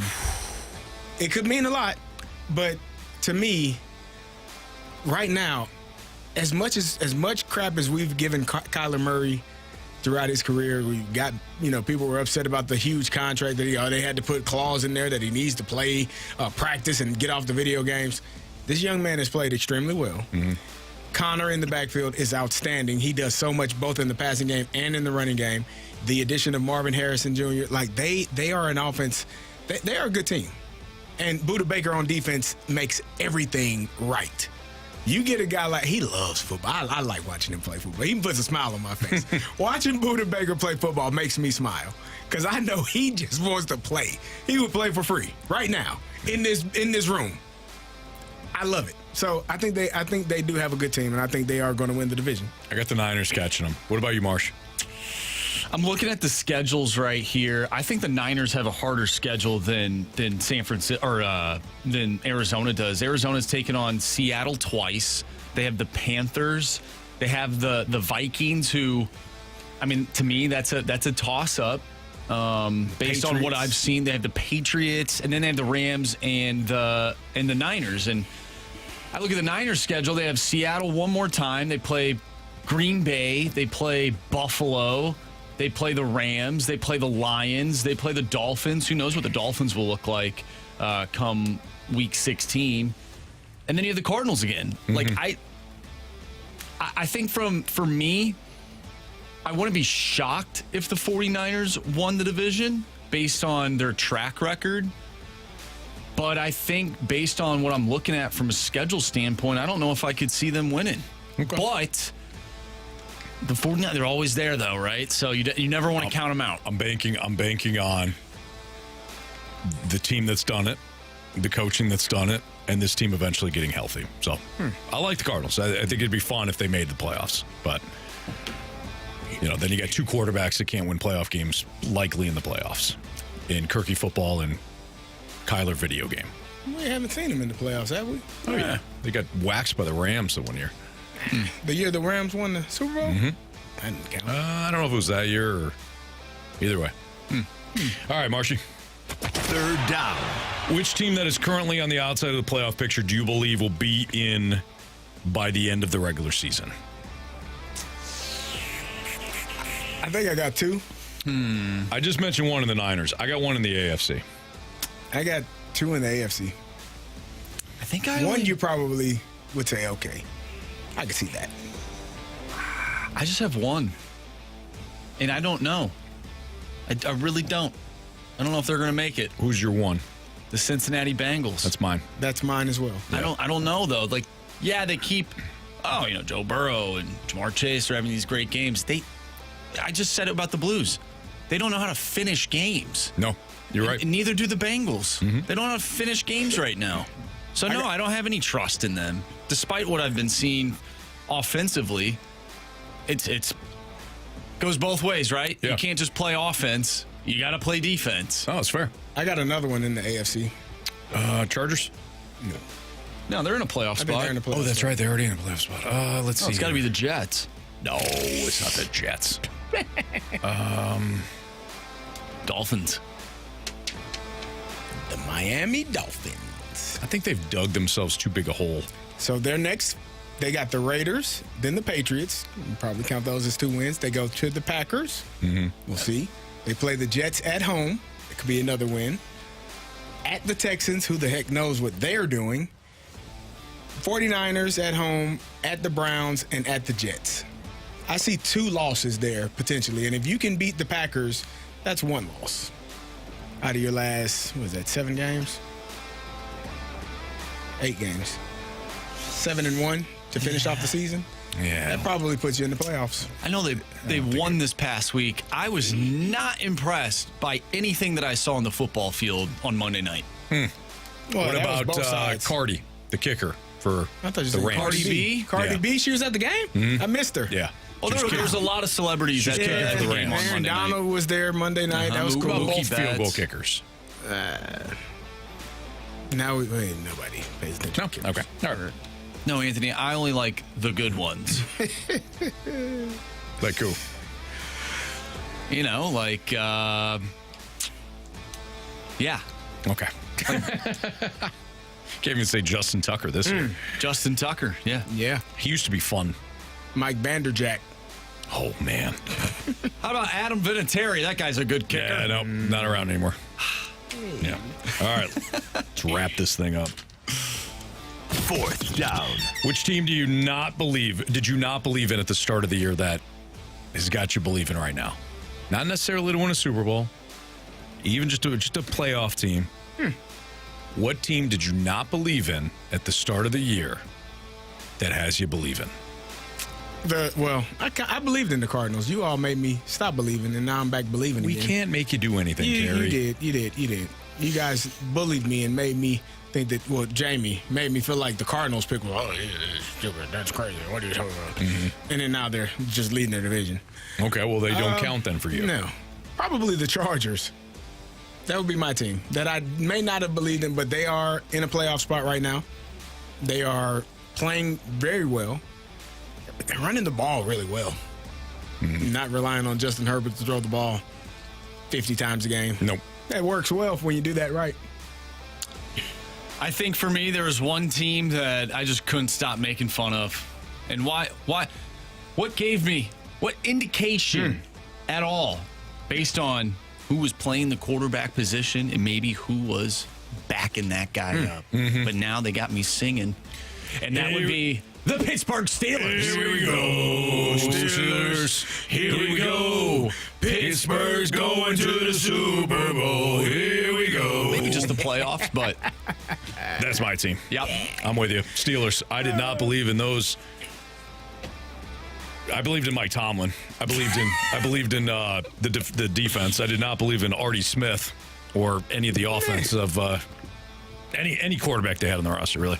So, yeah, I'm a believer now, Carey. Thank you. And you're I a saw Pittsburgh her Steeler. face, and now I'm a believer. I have no clue. Does the College Football Playoff Committee have a problem? Do they have a problem? They Pink do. Floyd. Nope, not Pink Floyd. Not even close. I don't even know who this thing says on, but it's not Pink Floyd. I know that. Now you're just throwing out bands. Yeah, I have no clue. All right, does the committee have a problem? The College Football Committee. It does. We'll be more specific next on 101 ESPN.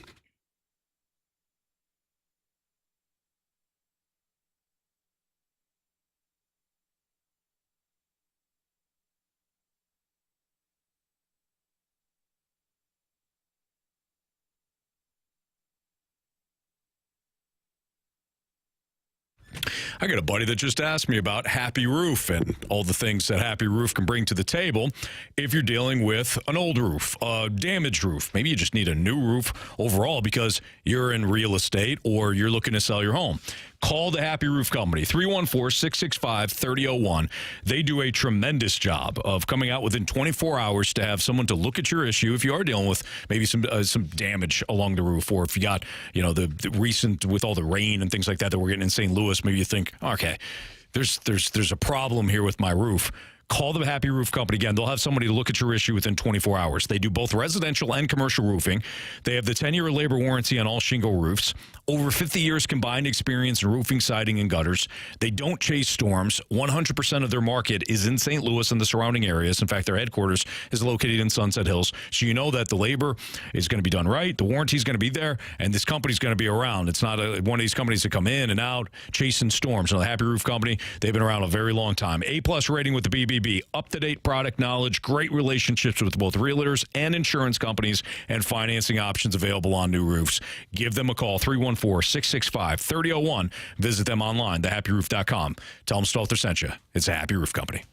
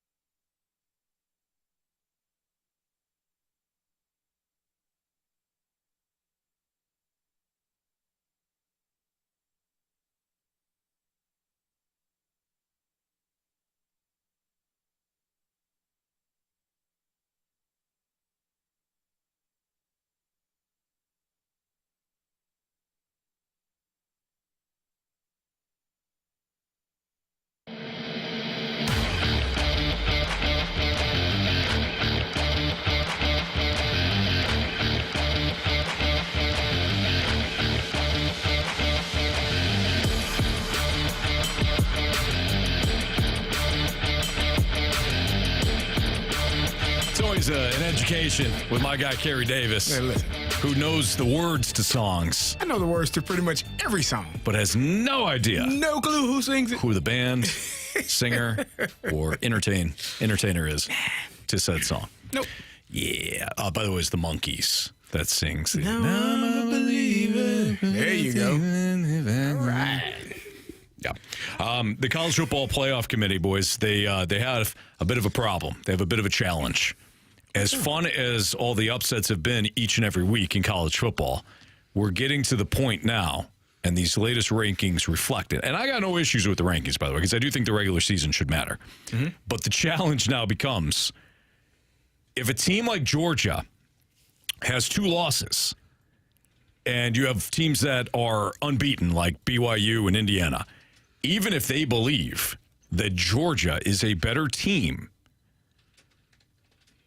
they're out. I agree. They're out with 2 losses. Mm-hmm. I know they play in the SEC. They also have better talent. Mm-hmm. They have better talent than most of the teams in that conference. So you can't really play the game of, well, you know, Indiana had a lighter schedule. Yeah, they don't have the same amount of talent. That's how this works. Mm-hmm.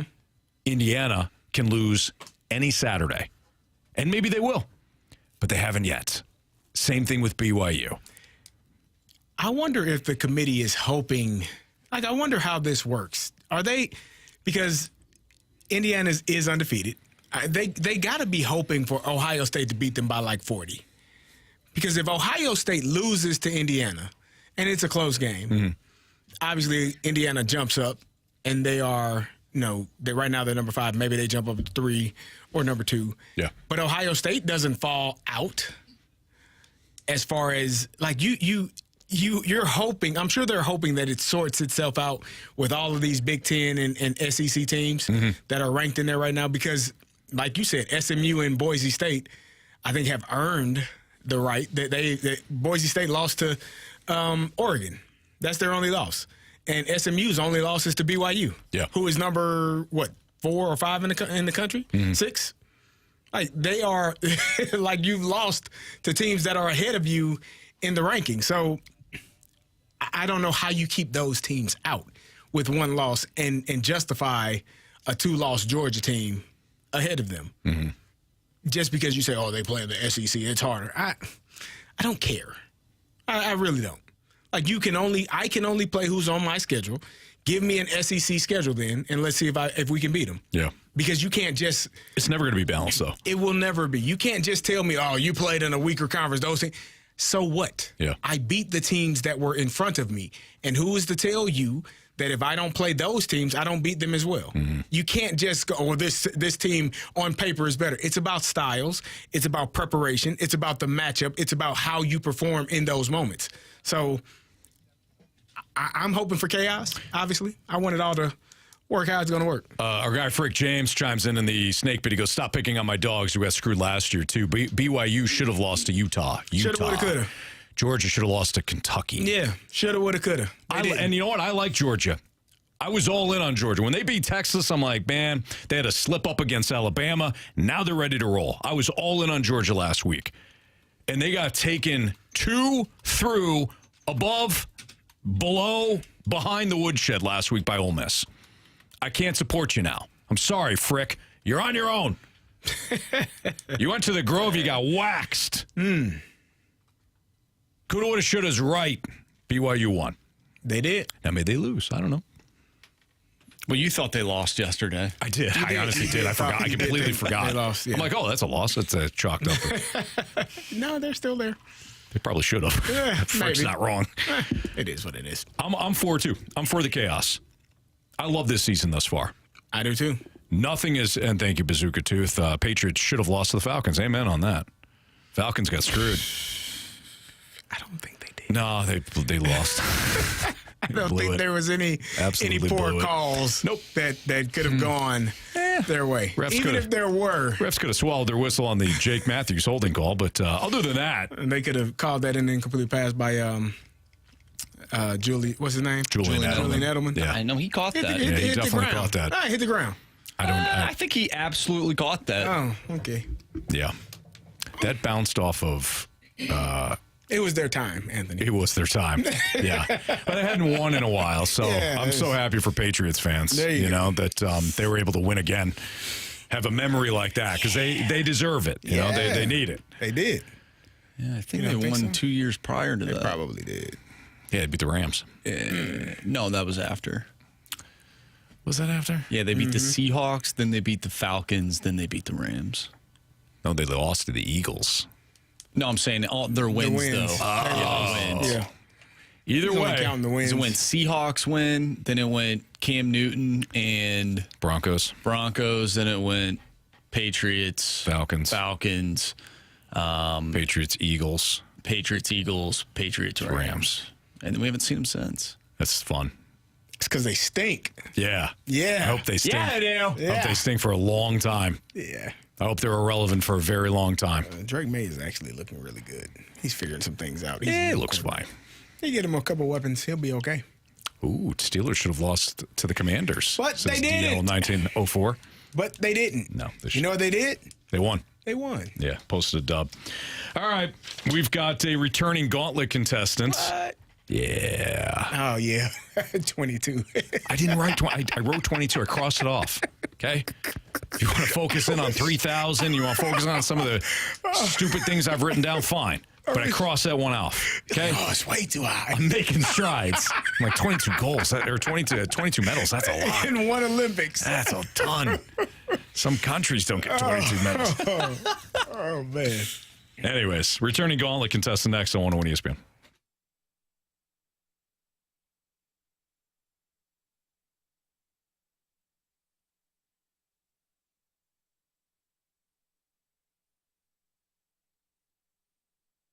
Hey, if you need a new ride, you got to head down to Auto Center's Nissan Herculaneum. They got their Black Friday everyday event. That's right, every day at Auto Center's Nissan Herculaneum, they've got their Black Friday sales event going on. In fact, it's extended through December 2nd. So it's not just throughout the month of November. It's extended through December 2nd. You can take advantage of low finance rates available right now, like 0% APR on Pathfinders and Rogues and 0.9% APR on Frontiers, plus no payments for 3 months available on select new Nissans. Brand new Nissan Kicks are now priced around $20,000, and brand new Nissan Sentras are priced around $23,000, both with low payment options for all credit types. And that's one of the things that Auto Centers Nissan, they do well. If you go out there and you're a first-time credit borrower, or maybe you've got some credit challenges, you've got some debt that you need to work off, no problem. Auto Centers Nissan Herculaneum, they will finance the vehicle for you. They'll find a way to finance the car for anybody that walks through the door. They have over 700 new and used vehicles all in one location. It's the largest and best used selection in St. Louis. You're bound to find the perfect vehicle to match your lifestyle and your budget. Tell them Stalter sent you when you do ride out to Herculaneum. Check them out online, autocentersnissan.com. It's Auto Centers Nissan.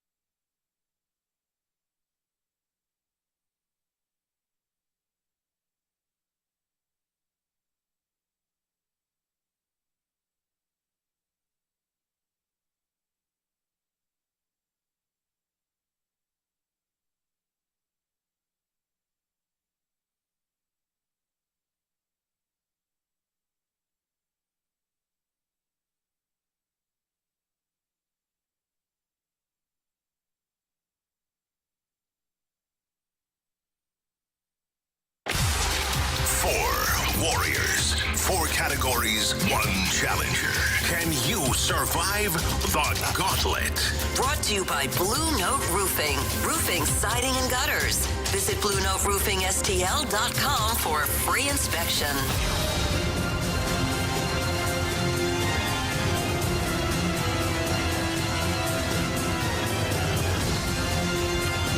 It's Fastlane on 101 ESPN. Bazooka 275. The snake pitch just goes Bayside should have lost to Valley. Because we're talking about the shoulda, woulda, couldas. The program. Nope. No. B. So Carey and I looked at Marsh, and I said to Marsh, I go, do you know where Bayside is from? Give me a hint. Should I know this? No. I shouldn't know it? No, and it's sad to I will Carey give and you I. Mario You Lopez. shouldn't. Mario Lopez. That doesn't help. Zach Screech. Oh, that's the... Kelly Kapowski. Okay. Saved by the Bell. Yes, that's Bayside High. Yeah. Yeah. But you I never didn't watched grow, that. You didn't grow up. It was more like... That was 90. That was 90s. You know, my show was... Jeez. Corey, what's it called? Corey and Topanga? No, Boy Meets World. Boy Meets Yeah, World. that was my... Yeah. Anyways. Lisa Turtle. Yeah, I like Boy Meets World. Nip-high football rules. Flashback twos. All right. We got the gauntlet here. Marsh. Yes. What's our guy's name? We got Dan going for round number 2. I know that he Dan. broke your heart yesterday, and you want to... Usually if someone breaks your heart, you try to forget about him. And Yeah, that's exactly what I did. Yeah, Dan, I'm trying to put you out of my mind. Nice win yesterday. Thanks. I'm ready for the next 22 questions. Yeah, there you go. There you go, you son of a... all right. Who would you like to take out, Marsh or CD, in round 2? Well, I was watching you guys on YouTube earlier, and Marshy looks like a shrimp boat captain today. And I don't like shrimp or boats, so I'm picking him. All right, Andrew Marsh. I love it. That's my boat. That's my boat. That's All right, Dan, go ahead and tell Marsh to spin the wheel, and then Marsh will kick him out. Spin that wheel, Marshy. All right, Marsh, get the hell out of here. Now, Dan, I did not hear what category you were hoping for yesterday. What was it? I said competitive eating. Competitive eating, which I guess would fall into the random category, but no, we don't have the specific competitive eating. Carey, what did Dan get here? He got hockey. Hockey. Oh, boy. Hockey. All right, how you feel about hockey? I'm going to lose. Okay, all right. I like Okay, Like the honesty. not gonna mince words here, are we? All right, Dan.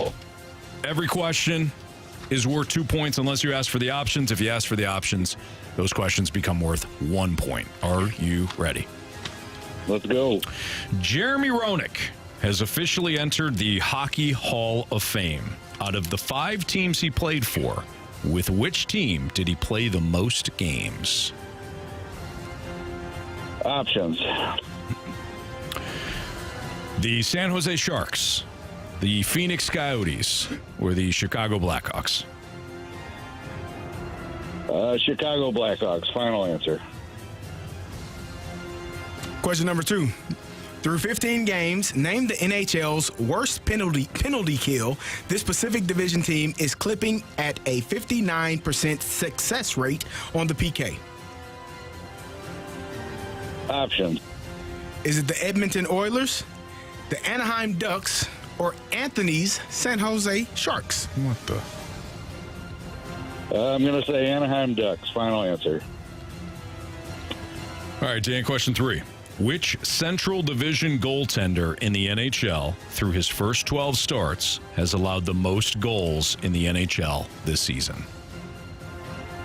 Options again, please. Connor Ingram, Alexander Gorgiev, or Peter Mrazek? Let's go with Gorgiev. Final answer. Question number 4. In last year's playoffs, which team defeated the Winnipeg Jets in the first round? Oh. Columbus Blue Jackets. Final answer. All right. Let's welcome back Andrew Marsh. Can you see him, Carey? Flag him down. Oh, come on, Marsh. Dan, how you feeling? I like baseball, okay? All right. 22! It's really funny. Really funny, Marsh. All right, Marsh is back from the cone of silence right now. Taking a sweet-ass time. Howdy. All right, Marsh. Howdy, partner. You ready to rock and or roll? Yes. Okay. Your category today is hockey. Alrighty. Let's do that hockey. Do that. Carey? Back at lunch. Question 1. Jeremy Roenick has officially entered the Hockey Hall of Fame. Out of the 5 teams he played for, with which team did he play the most games?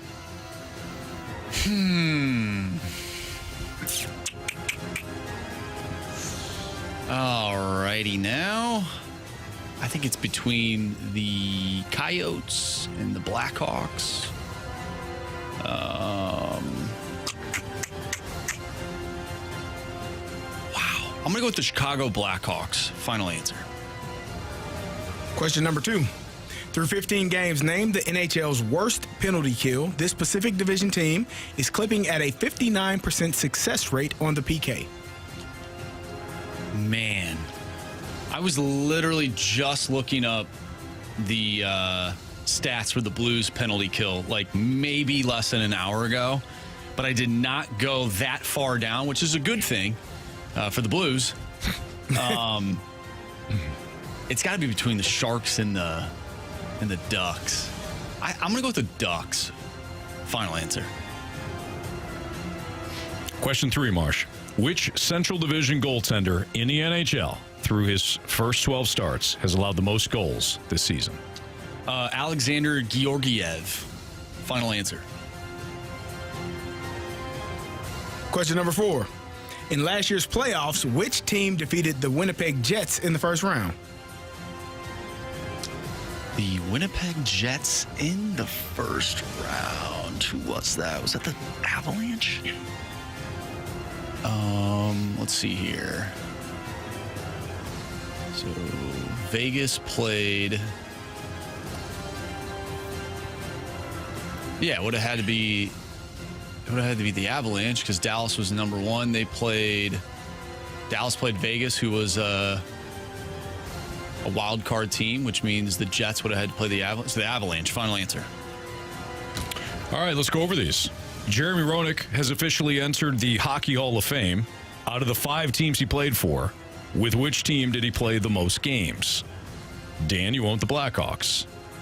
Marsh, you went with the Blackhawks. Correct answer is The Chicago Blackhawks. But Marsh didn't need the option, so he has a 2-1 lead. Through 15 games, name the NHL's worst penalty kill. The specific division team is clipping at a 59% success rate on the PK. Dan, you said the Ducks. Oh, man. Marsh, you said the Ducks. Correct answer is The Anaheim Ducks is not the answer. It's the Edmonton Oilers. Edmonton Oilers right now. So Marsh still with a 2-1 lead. Which Central Division goaltender in the NHL through his first 12 starts has allowed the most goals this season? Dan, you said Alexander Georgiev. Marsh, you also went with Georgiev. You said the name right. Correct answer is Yes, Connor Ingram. Connor Ingram. Oh, no. With 39.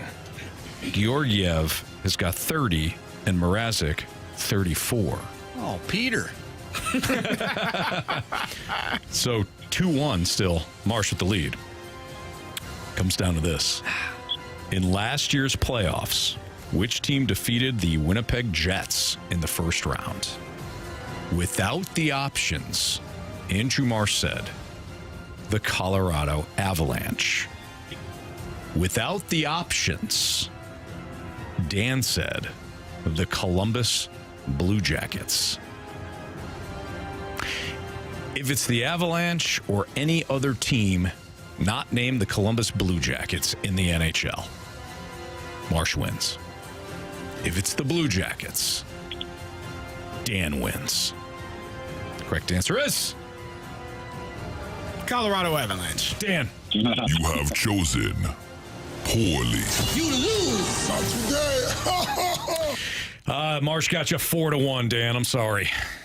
Yeah, I did better than I thought I would. Yeah, there you go. You advanced to the second round. You did get the first question right. So, hey, something to hang your hat on. We were in lockstep, too. Yeah, you were. You had the same answers up until the end there. Yeah. So I'm going to go get a shrimp boat hat now. So there you go. Nice. Absolutely. All right, Dan, thanks for playing. Thanks, Dan. Thanks for listening. Take care, guys. You too. job, Dan. Great poem, by the way. Yeah, nice job, Dan. It was AI. Yeah, it's still Great poem. You had the thought to at least do it that way. So nice job, Dan. We'll see you, buddy. Bye. All right. Nice job, Marsh. You avenged. Thank you. Avenged me. Nice work. Yeah, that's exactly why I was trying to win. Is that not it? You know, Marsh. there's certain guys within a locker room where you're like, You don't think he's a great teammate right now? just not right now. I did 30 seconds ago. Yeah. Now I don't feel the same way. Or was it when he said 22 when he came in? Did that do it for you? Yeah, I forgot about that. Hey, Anthony, remember when you called me that name in the break a couple hours ago? Hey, Marsh. Remember when you flicked me off right before we went on air yesterday? All right, so we're all pretty piss poor teammates. Hey, we're even. We are even. Hey, every day. I was just going to say, if you're not chirping your friends, something's wrong. That's right. That's right. You're absolutely right. You scumbag. Every day this week, we have your shot to score a pair of tickets to see this year's Musial Awards at Stiefel Theater on Saturday, November 23rd. The Musial Awards celebrate the year's greatest moments of sportsmanship and those in sports who embody class and character. This year's honorees include Hall of Fame broadcaster Bob Costas and NFL great Larry Fitzgerald Jr. You can text in to win free tickets to the Musial Awards right now at 314-399-9646. You can also register to win tickets at 101ESPN.com or on your 101 mobile app. We couldn't think of the band that sang a certain song just a couple of segments ago. What was the name of the band? If you have the correct answer and you're the 101st texter to 314-399-9646, you win the free tickets. We are going to air out some Blues grievances. You sent us some mic drops via the Schaefer Door Company 101 ESPN mobile app, and we're going to air those out next on 101 ESPN.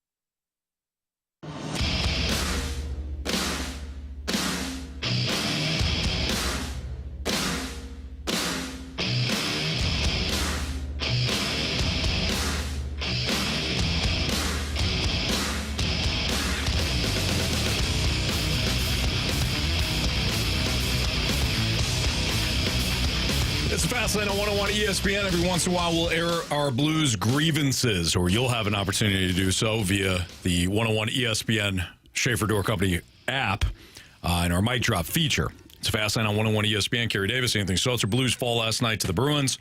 They had a 2-0 lead going into the third period.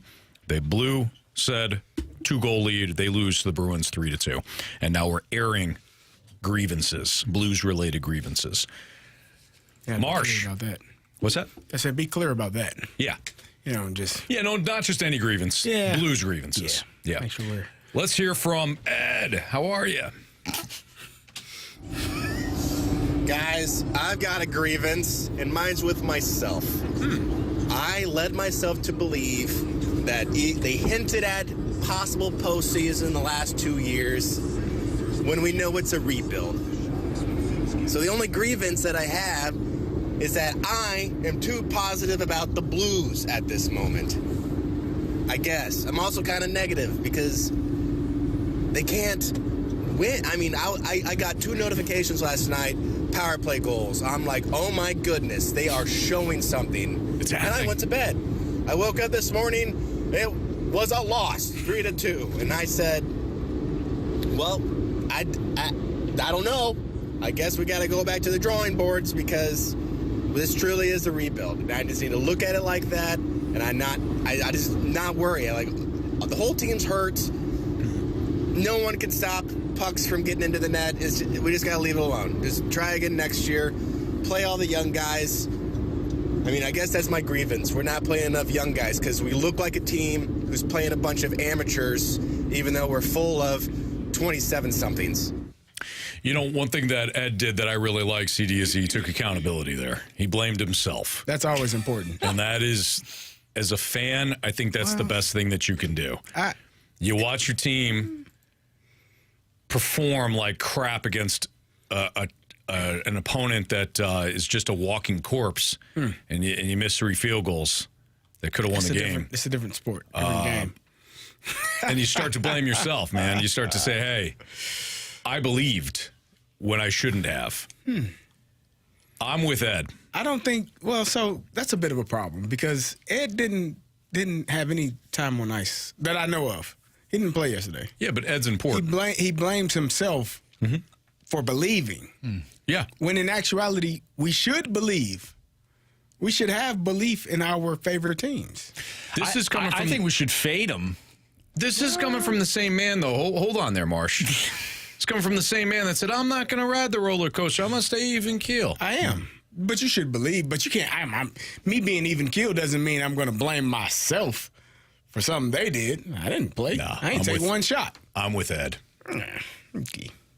As Frick James would say, us Blues fans should know better. Be better, us. He's right. He's absolutely right. Marsh, you were saying something? Fade him?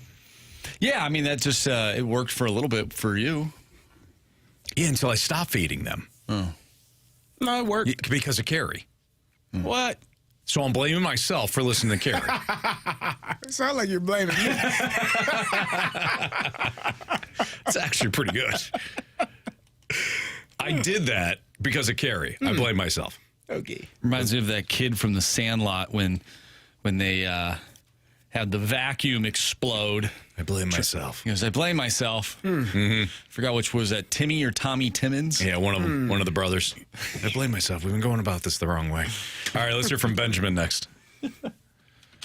Hey guys, love the show. Thank you for all you do. Oh yeah. I think the Blues are getting perilously close to seeing Jordan Binnington use the Patrick Waugh model and just demand a trade. Oh no. If you remember, Patrick Waugh left after a blowout game when the coach left him in the game too long, and he was embarrassed, so he went straight to the press room and told them he had demanded a trade. Worked out okay for him. Got a couple of cups out there in Colorado. Ooh, I hope not. I don't think. No. I hope not. We don't want that. We got to believe that he wants to stay here. I mean, won a cup here. Yeah. I think Patrick Waugh won with Montreal, too, and then got turned. I don't see...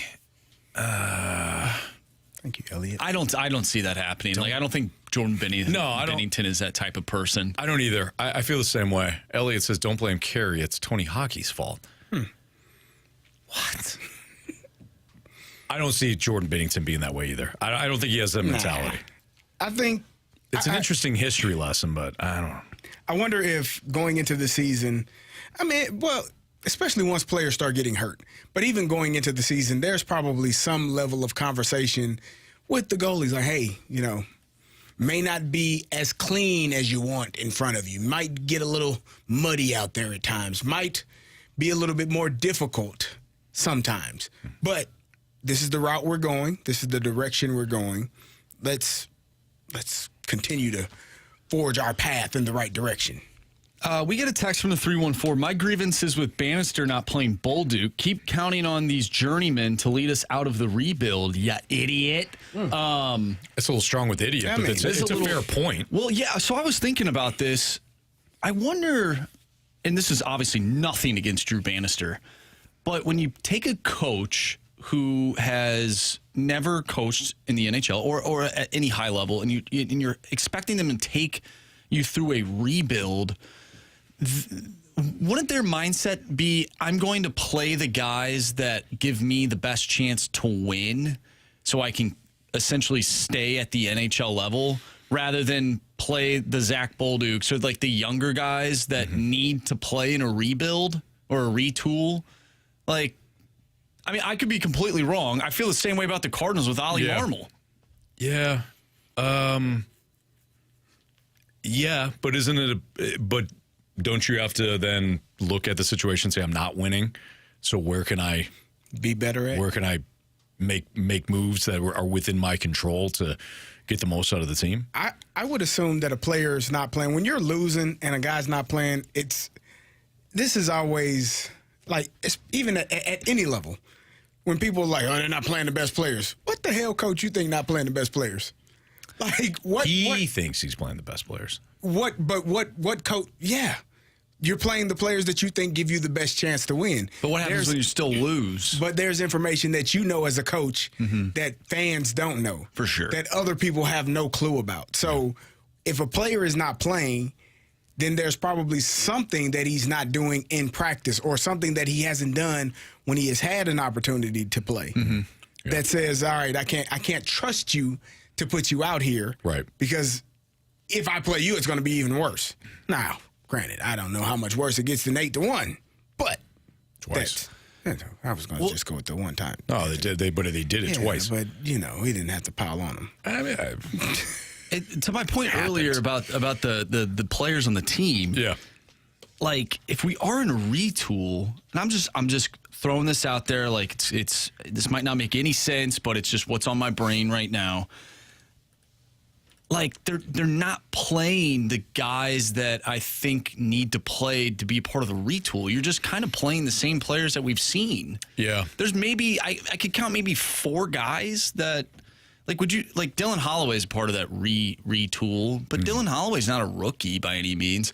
And he's been a younger fine. player. He's though. a younger player. He's been fine. The amount of games you played. For you sure. might not be a rookie in terms of the years you've been in, but you could still be a younger player based on how much you've played. But like, so there might be like 4 guys in the lineup that actually would be considered, in my opinion, young guys be a part of the retool. Whereas if you compare it to the Cardinals, like their entire lineup is like retool players. Okay, so who's in the lineup right now that you want to see replaced, and then who do you want to play more? Who do you want to play more, basically? I mean, I would like to see Zach Bolduc play more. So really, we're talking about Bolduc. For him to play more, what does he need to do? He needs to shoot the puck, correct? Because that's what everyone has said. He's a lethal shot. So if you're not playing, it's probably because you're not doing the thing that you do best. And if you're not doing the thing you do best, then what's the point in you being out here? So it's like you're taking up space. Yeah. Like, if you're not going to do the one thing that would be like a 3-point shooter, hey, I'm not going to shoot any threes. Well, why am I putting you in the game, sir? Right. I put you in the game to knock down threes. Yeah. So, like, here, let's just go through who played last night. And we'll say, is this a retool player? Is this a guy that, like, isn't? Texier, retool player. Yeah. Braden Shen, no. Radek Faksa, no. Alexei Toropchenko, yeah. Yeah. Brandon Saad, no. Kairu, no. Nathan Walker. I mean, I guess to some degree, yes. Kyrie's The guy's been in the league for like 5 or 6 years, though. I know, but he's part of your retool. I mean, yes. I understand He's what part of you're your core. Yeah. Nathan Walker. Yeah. Yes? No. I don't think he is. You don't think he's a... What are you referring to in terms of when the team is actually turned over? Yeah, is he like still a part of these it? guys a part of it. No. I think, he could be you don't think he's a fourth liner on a team that like, he's the grit guy? I think he could be. Okay. I mean, maybe. I like Nathan Walker. I think he brings a lot to the team. Yeah. Anthony says if he hits the goal, which clearly he didn't. Yeah, it was Nathan Walker's blame him. You want me to keep going? No. We get it. Let's hear from Colton, and then we'll sign off here. Parayko? Maybe. Oh no, I think it's a different Colton. Oh. I'm going to take my Blues grievance in a little bit different of a direction, I think. All of this has to be taken with a grain of salt, the way the Blues have been playing, because I think a lot of people lose perspective that we are down both of our best players. So I don't think any of these people that are calling for the coach's head or anything like that are really taking that into perspective. I honestly don't think they've played all that bad considering what's been happening. I think goaltending could be a little bit better, honestly, if we're being honest with ourselves. I think our defensive depth could be a little bit better, but Broberg being out hurts that a lot. Also, I really have liked Jordan Kyrou's game. He's throwing hits. He's getting in on the forecheck.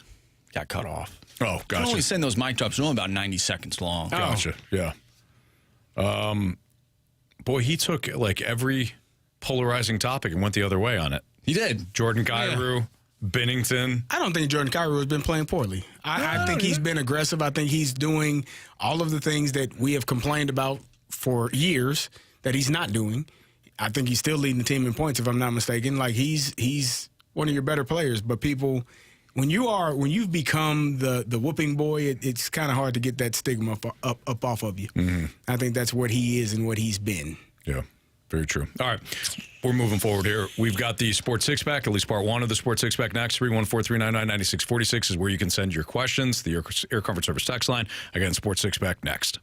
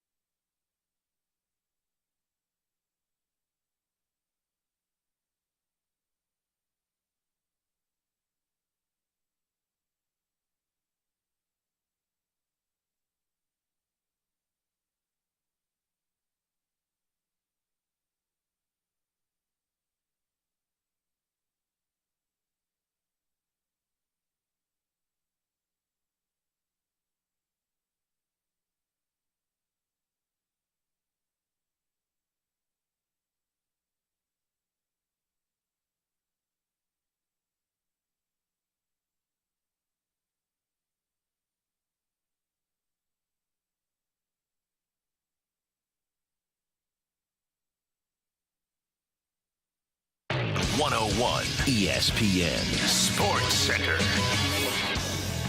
I'm Andrew Marsh. It's time for a Sports Center update driven by Johnny Londoff Chevrolet and Johnny Londoff Autoplex. The Blues lost to the Boston Bruins last night by a final score of 3-2. They'll take on the Buffalo Sabres tomorrow, also known as the Buffalo Buffaloes. Pregame for that one starts at 5:30. Puck drop is at 6:30. We have our Sports Six-Pack coming up next, so get your questions into the Air Comfort Service text line, 314-399-9646. Six-Pack coming your way next. I'm Andrew Marsh, and the Sports Center update is driven by Johnny Londoff Chevrolet and Johnny Londoff Autoplex. See them at Londoff.com. Chevy, together we drive. Are you kidding me?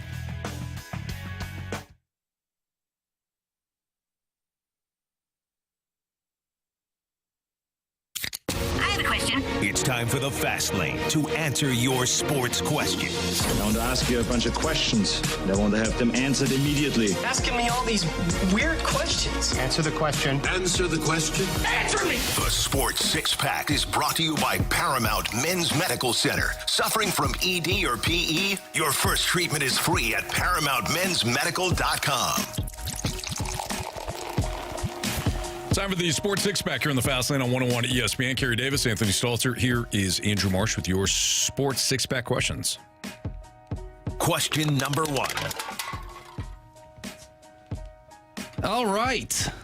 Let's start off with the 6-3-6. In the Blues games, when has 25 been a positive, noticeable player besides the 2 games versus Toronto? Otherwise, if he scores, he gives up a big play or floats around. Talking about Jordan Kyrou. Didn't he score 2 goals against Seattle in the first game? Well, yeah, Anthony, but if he would have got the hat trick. Well, that I agree with, but didn't he have a positive impact there? I think Jordan Kyrou kind of is who he is. But we as like Blues fans, we've got a big issue with him because he's not the player that we all want him to be. Who do they want him to be? Brett Hull? Yeah. Okay. Him, Brett Hull, and then Colton Parayko. Chris Pronger. Okay. And neither guy's going to be those players. So I think we'll always have that issue. Okay. Yeah. I don't know. The Jordan Kyrou conversation to me is like it's played out. What do you want to do with him? You want to trade him? A lot of people want him to be traded. Okay, then trade him. Are you significantly better? Are you better? Are you a better team? I think it depends on who you bring in. Okay, let's say you bring in a league average player, slightly above league average player. Well, then I would say, why is he getting you a league average player in return? Because the other team sees what you do, or what the fans do, and they think he's a piece of crap. Well, then aren't the fans justified in their belief? Sure. Aren't you swapping a league average player for a league average player, if that's the case? That's kind of my point. Yeah. You know? And what would make you happy? Right. Nothing. maybe the new player gets paid less. Yeah. Maybe that's what it would be. And that's another, Carey, you just bring up another big point. I think the bigger issue with Jordan Kyrou, for Blues fans that are pissed off all the time, the kid's making $8 million a year. Yeah. Let's just be real with this. Yeah. It's about the contract. For sure. That is what people are upset with. Because he is who he is as a player. Why are people upset? Because he makes $8 million a year. I saw this with Matt Holliday, too. Matt Holliday was a really good Cardinal. People could not get past the fact that he was a $100 million player. And a $100 million player should go 4 for 4 every night. And I'm exaggerating to prove my point, but nonetheless, people had an issue with the contract. That is what people have a problem with, is Jordan Kyrou's contract. He signed the deal that was offered to him. He's still going to be the same player. Right? Theoretically, you should be one of the premier guy, whatever the $8 million player threshold is, that pool, he should be among those players that offer equal production. But the contract doesn't always match the production. In fact, a lot of times it doesn't. That's why we love certain players that aren't making anything. And they're playing well. This guy's great. This guy's unbelievable. Kyrou is who he is. He's not. He's neither a drag on the team nor Connor McDavid. I think, and I don't want to speak for St. Louis. Don't want to be ignorant now, but maybe fans think that he's not a winning player. Maybe he's not. Just because you can be a great player skill-wise, doesn't matter what sport it is, doesn't make you a winning player. You're right. You unfortunately have a lot of the roster right now is not full. You don't have winning players on your roster right now. Not every one of them, obviously, but you've got issues that go far beyond Jordan Kyrou. Mm-hmm. But I think people need to have that one player that represents losing. And for Blues fans, not all of them, but for a lot of Blues fans, it's Jordan Kyrou. Question number 2. Sorry, Carey. Yeah, what? I don't know.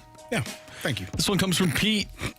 If you were an up-and-coming head coach, which NFL job would you choose? The Jets, the Browns, the Saints, the Cowboys, or the Jags? Jets, Browns, Cowboys, Saints, Jags. I would probably choose the Jaguars. I think ownership cares. I think Shad Khan wants to build a winner. I think he's involved, but he's not Jerry Jones involved. He's not cheap like the Bears ownership is. He's not fully incompetent and checked out like the Jets ownership is. If I'm a coach, I would want the backing from the owner first. I know what we typically go to, which is the quarterback. I get it. But none of these quarterbacks are saving their current head coach. The Saints are in cap hell. The Cowboys are in cap hell. And you have to deal with Jerry Jones. So I understand the eye rolls with like the Jaguars. I would take the ownership above some of the other headaches, because there's headaches everywhere. Mm-hmm. You could go to Chicago. You can get Caleb Williams. Fantastic. How has that worked out for Matt Eberflus? You still have bad ownership. Mm-hmm. You still have to report to the team president who's making all the decisions. You still have an ownership group that's going to pay you less than most head coaches in the league. Give me Jacksonville. Give me the Jets. Oh, wow. Yeah, give me the Jets, because Aaron Rodgers he's not going to be there next year. I wouldn't plan on him being there next year. I can start fresh. I got a solid defense, good corners, good D-line, linebackers. I got a solid defense. I got a really good running backs. And Allen and Breece Hall. Breece Hall. Like, I got some guys that I can hand the ball off to. I can fix some things, need to fix a few things on the offensive line. Mm-hmm. But a new quarterback, couple of pieces on the offensive line, running game, defense, sign me up. Marsh? That's a great question. I think I'm with Carey. I think that I know it's crazy to say, I think the Jets have like the most upside.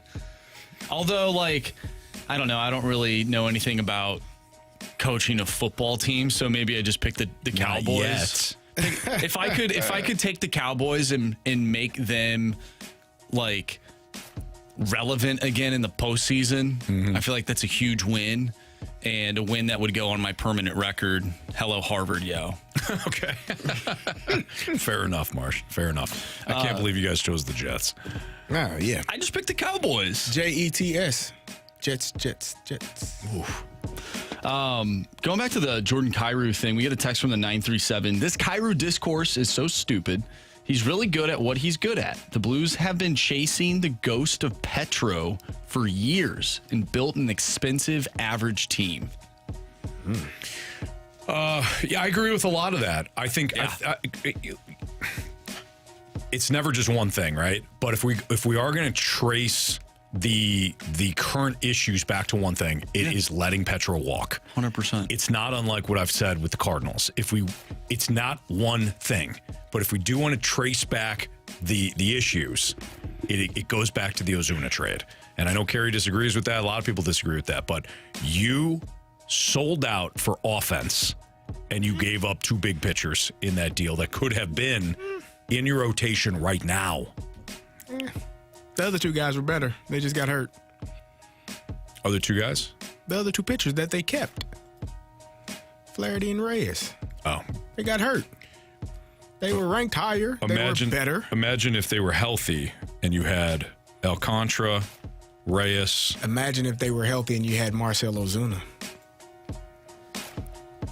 Climbing up the wall, looking like a fool. Hey, you climb one wall and people never forget. Two. He did it in Milwaukee and here. Looking like a fool with your pants on the ground. Yeah. That's hilarious. All right. We got part 2 of the Sports Six Pack next on 101 ESPN.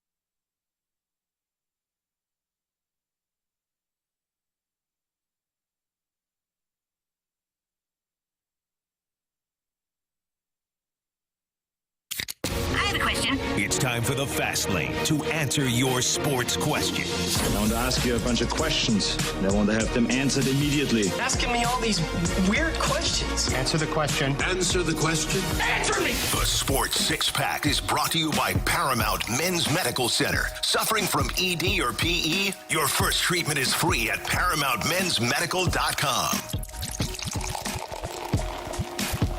Welcome back to the Fast Lane. It's Carey Davis, joined by Andrew Marsh and Anthony Stalter, and it's time for question number 4, please. Is it question 4? Oh, I just assumed we went to 4. We go 3 and 3, but sometimes we only get 1. 3 or 2? No, I think it was just 3 or 2. Boy, this is weak, guys. I was gonna say this I'm is so real confused. Carey brought us in. What's going on here? I had food in my mouth. Was chewing. Oh, you I had asked, food? Yeah, I asked Carey to bring us back. I didn't want to be rude. Marcy, question number 3. There we go. Question number whatever. From the 314. Hope the Illini make a solid bowl game. Bowl games are a necessity for building a winning program. Which bowl game do you hope the Illini go Rose to? Bowl. The Rose Bowl. I don't think they can go. You asked which one I want them to go to. I can't choose that one. You can. I just don't think it's realistic or possible or it's not going to happen. Rose Bowl. Okay. All right. There. Citrus Bowl. That's in Tampa, I believe. The Boca Raton Bowl. I don't want to go to. Nah. Okay. No, thank you. The Cheez-It Bowl. The Cheez-It Bowl. Central Michigan went to the Cheez-It Bowl. Where is that one at? year. The Bahamas. Oh, well. You don't say. I would honestly, I don't care what bowl it is. I know both of these teams aren't going to be in the college football playoff. Orlando. Oh, hell. Why did you say the Bahamas? Because I Staltered it. That's what I do. Can we get a Mizzou, Illinois bowl game? Now, sign me up for that. That'd be fun.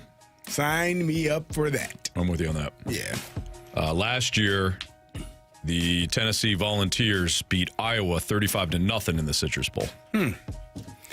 So they're saying the ReliaQuest Bowl, the Citrus Bowl, both are December 31st games in Florida. One in Orlando, one in Tampa. I don't know why they said no Rose Bowl. It's weird. It's crazy. It's nonsense. Fools. Question 4, please. Question number 4. All right, this next one comes from 1-800-HAM-SAUCED. How is your fantasy football going? I banked on breakout players from last year that have totally screwed my chances. Looking at you, CD, Puka, ETN. Not me, CD. CD Lamb. CD Lamb. So I am actually doing really well in all of my. I'm in 4 leagues, fellas. I'm in first place in 3 of them. Nice job. And second place in the 4th one. Including the 101 ESPN League, you're in first place, aren't you? Yeah, I'm first in that league. We beat up on the Bury the Bodies a couple weeks ago. We didn't talk about it. We need to talk about it. Well, that's because Bury the Bodies has lost virtually everybody. They're burying the bodies. Yeah. Literally. Okay. They're playing the waiver wire game. That's never the game you want to play there. Lost Puka for a while. Lost Jonathan Taylor for a while. Lost Dak for the season. Yeah. It's been Joe Mixon for a couple of weeks. Yeah. This year's been really just not fun for me. It started off really fun. And then, Malik Neighbors goes down. Team's just morale, lost 5 in a row. Oh. Just not good. Just tough. It's been tough. You're hanging the shoulders. Your players are hanging their shoulders. They're slamming their sticks. Mm-hmm. They're hanging their head. They're breaking their bats. Yeah. That's not good. Sorry to hear that, Marshall. They're pushing their kicker. Wow. Why would you push a kicker? Like, who would do such a thing? He's missed 3 in a row. Well, he's a person, Anthony. Yeah. You don't think? You've told me that. No, I think they're kickers when they make kicks. When they make kicks. Yeah. Okay. Yeah. I felt like you kind of slid that comment in there. They're people, Anthony. When they make kicks. There you go. There it is. There it was again. Go ahead, Marsh. Question number 5. From the Water Boy, how is the Gridiron Guys podcast going? Yeah, it's going well. Is it? We've only missed, 6 weeks? 7 weeks? Something like that? I stopped counting. What's wrong with us? I don't know. We were so excited, too. It's not like we don't like doing the podcast together. We just don't do it. Yeah, you're not wrong. I don't have an answer. The last time we even put together a little structure too that we agreed upon. We're like, oh, this is a good structure. Had it all mapped out. This is a really good format, and then we never talked about it again. I heard the promo the other day. I go, oh, I feel bad. Harsh. I feel bad now. Yeah. I'm sure we'll get back in the labs this week. Around to it? Oh yeah. This week? Oh yeah, sure. Okay. Yep. How does Thursday, Friday work for you? Yeah. Yeah. Good. Great. Grand. Wonderful. Everybody on the bus. Good. All right. It's Fastlane on 101 ESPN. What is more important for the Cardinals? Getting money off the books or prospects in return? What about opening spots for position players or players? So we're going to kind of do this yin and yang. What is more important for the Cardinals? It's next on 101 ESPN.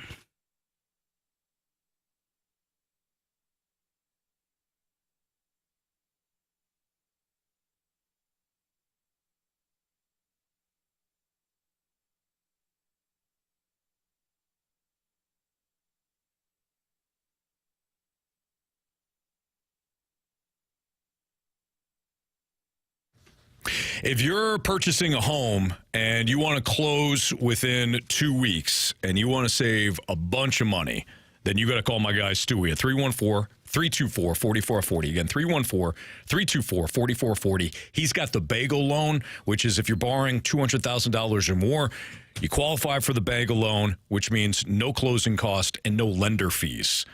Try calling some other, company, especially some of the bigger companies, and asking them if you can waive the closing costs and the lender fees. They'll probably laugh at you, or they'll say, nobody's doing that. Stewie does that.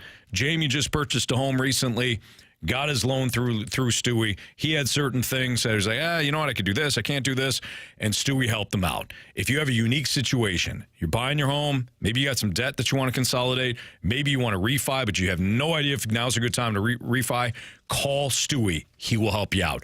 You can also Google the bagel loan, get his phone number right there. He's Stewie from Stewart's American Mortgage Corporation. NMLS number 226715.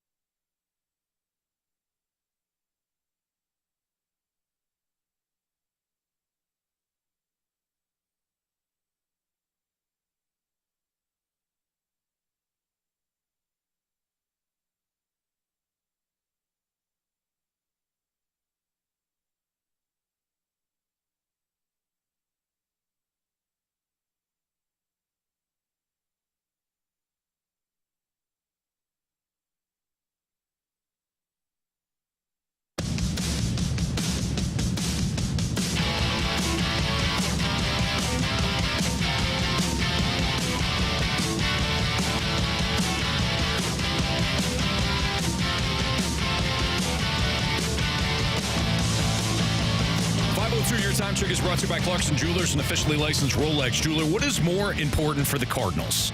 Getting money off the books or prospects in return? So this is a perfect one for the conversation that we had about Nolan Arenado earlier in the show here.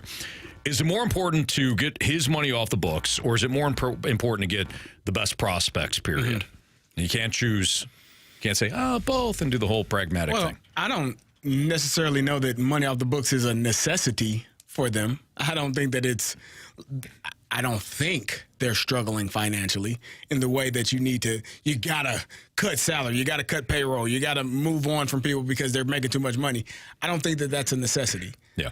So, but I do think getting prospects in return, if you are truly in a rebuild, is important. Mm-hmm. So I mean, for me, I know people were like, "Oh, you gotta trade Nolan Arenado," but you're gonna have to keep some of that money on because he's not there. The team that trades for him is probably not going to take on the entire salary. Yeah. Okay. So I think the prospects are more important than the salary because I don't think that they're struggling. I don't like to get in other people's pockets, but I don't think that they're struggling financially in a way that a team would that needs to cut salary so that they can continue to function properly. Yeah. Plus, they're not adding. They're unlikely to add salary, so it's not like you're bringing back Paul Goldschmidt and you're adding that salary around your book. So I don't think it's about getting money. I think it's more important to get prospects in return because you are now going into this developmental stage, right? We're going to be a team and an organization that develops young players. Mm-hmm. Okay, we'll get those prospects in return then. That I think is more important. All right, what about opening spots for position players or pitchers? What's more important? Ooh. For me, it's pitchers. I think it's pitchers as well. I think you have enough spots now with moving Contreras to first base, moving on from Goldie. I think you've opened up some spots for the position players. I think the pitchers, because we saw them add pitchers in the last offseason. Mm-hmm. We saw them trade for Fetty, right, and bring more pitchers in when you felt like there was pitchers in the minors that might be able to do similar to what you're getting from those guys. So I think it's the pitching staff. I think getting those younger guys more reps, more opportunities. You got to figure out if they can play or not. Mm-hmm. And the only way you find out if someone can play is if they actually play. Yeah. It can't. I mean, you can see some of that throughout evaluating them and scouting them in the minor leagues. But if you want to know if they're going to be a big league pitcher, you got to find out if they can be a big league pitcher. Let them pitch in the big leagues. That's the only way. I think it's definitely pitching. So look at this. Sonny Gray will be back next year. He wants to be here. Mm-hmm. Eric Fetty you traded for. You just mentioned him. So that's already 2 spots that are claimed out of 5. Andre Pallante has earned the right to fight for a spot next year. So you're counting Pallante. And then Michaelis and Matz are under contract. So if your rotation next year is Gray, Fetty, Pallante, Michaelis, and Matz, you're going to get the crap kicked out of you. You cannot go into the season with this pitching staff. Would you put both of those guys in the bullpen? Matz has already done it. I would put Matz in the bullpen for his final year, and I would move on from Michaelis. You can't move on from Michaelis. Nobody wants him. Even if you eat half the salary. All right, even if you eat 2/3 of the salary. Yeah, I'm putting him in the bullpen. Okay. That's fine. I've got to open up another spot. I've got to open up 2 spots. What about Fetty? Are you comfortable? Would you move on from him as well? Because he's got 1 year left, if I'm not mistaken. No, he's fine. He can come back. That's not what we're doing, Anthony. We're not doing fine. Well, we're not working from a fine mindset. If he gives you what he gave the White Sox the first half of the season, then you're How many good games with the that. White Sox win last year? Yeah, but Fetty was good. What's the point? What's the point of having him? You know, well, he's under eat innings. And he'll be a trade him at the deadline at the end of the year. Okay, so let's just do what you guys are kind of suggesting, right? So you keep Gray, right? Mm-hmm. But you get rid of Fetty, Michaelis, Matz, and Pallante. No, Pallante stays. Okay, so you got Gray and Pallante. So who are the 3 spots then? McGreevy. Okay. Graceffo. Okay. And you figure out the 5th spot. You got 3 or 4 guys that can fight for it. Why wouldn't you just have Fetty back then? And then you could go Fetty, Gray, Pallante, Graceffo. Because then what if What if Quinn Matthews is electric? I know that. Well, it sounds like he'll be in the bullpen then, Carey. That's what I'm saying. He also I don't think I don't think he pitched in AAA much last year at all. Yeah, he's flying through. Well, then he can fly through AAA next year, and we can have this kind of conversation a year from now. Yeah. I don't think that you could just throw all the. I know this is a youth movement, but I don't think it's realistic to have 3 rookie pitchers. Palante's not a rookie. No, but if you move on from Fetty, like you're saying, oh yeah, okay, you know what I mean. That's. Yeah. I don't think it's necessary. Like moving on from Arenado moving on from Goldschmidt was necessary. It makes no sense bringing him back. Moving on from Arenado makes a lot of sense. Moving on from Fetty, Michaelis, and Matz, I don't think is necessary. I think you could keep Fetty. Plus, you gave up, the best player in the Dodgers last year, Tommy Edman, for him. So that's ridiculous. That one stings. Yeah. I'll just say this. I'm done watching Matz and Michaelis pitch. Yeah. I'm done. I don't need to see it anymore. Nope. What? And they've agreed. Michaelis, he funny dude, great dude, had his moments as a Cardinal. It's over. Yep. Like you got to move on. I'm with you on that. I'm with you. He's got 1 year left on the deal. Eat the contract and move on. That's the other thing. I feel as though the Cardinals they hold on to these players. Yeah. They hold on to some players like they're gold, and then others are like, it's fine. Okay, throw them in the deal. Yeah. Throw them in the deal. We're fine. Why hold on to some of these players? Why bring in Lance Lynn last year? I just don't get some of their moves here. Outside of the fact that they just flat believe like Lance Lynn's going to be good for us next season. And I'm talking about obviously last offseason. You got to believe, Anthony. No, you don't. You do. Isn't that crazy to think about? Like, again, Lance Lynn has had his moment as a Cardinal. He has had a really good career. Mm-hmm. And he was fine last year. By you signing Lance Lynn, you told everybody that you're not competing for a World Series. That's correct. So then why sign him? Agreed. I completely agree. You could have jump started some of the young pitchers last season. Instead, you purposely blocked them. Now, the year prior, we were complaining about the pitching and the fact that you didn't have enough depth. And so they fixed it. In their defense, they try to have enough pitchers. Yeah, but that doesn't mean you're good though. I agreed, and they weren't good last year. So the whole idea of like, hey, let's just not block players this season, whether it's a position player or a pitcher, I'm all in for.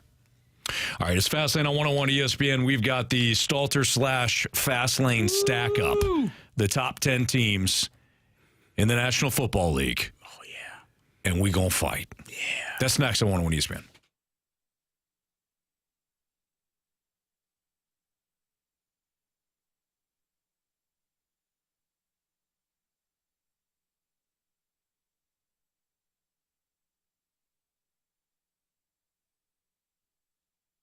The Missouri Athletic Club, a perfect spot to take the family down for certain events. I've mentioned this before. My wife Chris and I recently sat down and started talking about certain things for Thanksgiving and for Christmas. And one of the first things that we do is, okay, let's see what the Missouri Athletic Club has going on. They usually have some sort of breakfast or brunch or dinner that they serve, and it's perfect for the family. The food is outstanding. The service there is excellent as well. And they always have the clubs, whether it's the West Clubhouse or the one downtown, decorated fantastic, and it just feels like it's at a big event. So that's what the Missouri Athletic, one of the many things that Missouri Athletic Club does well. That's my MAC.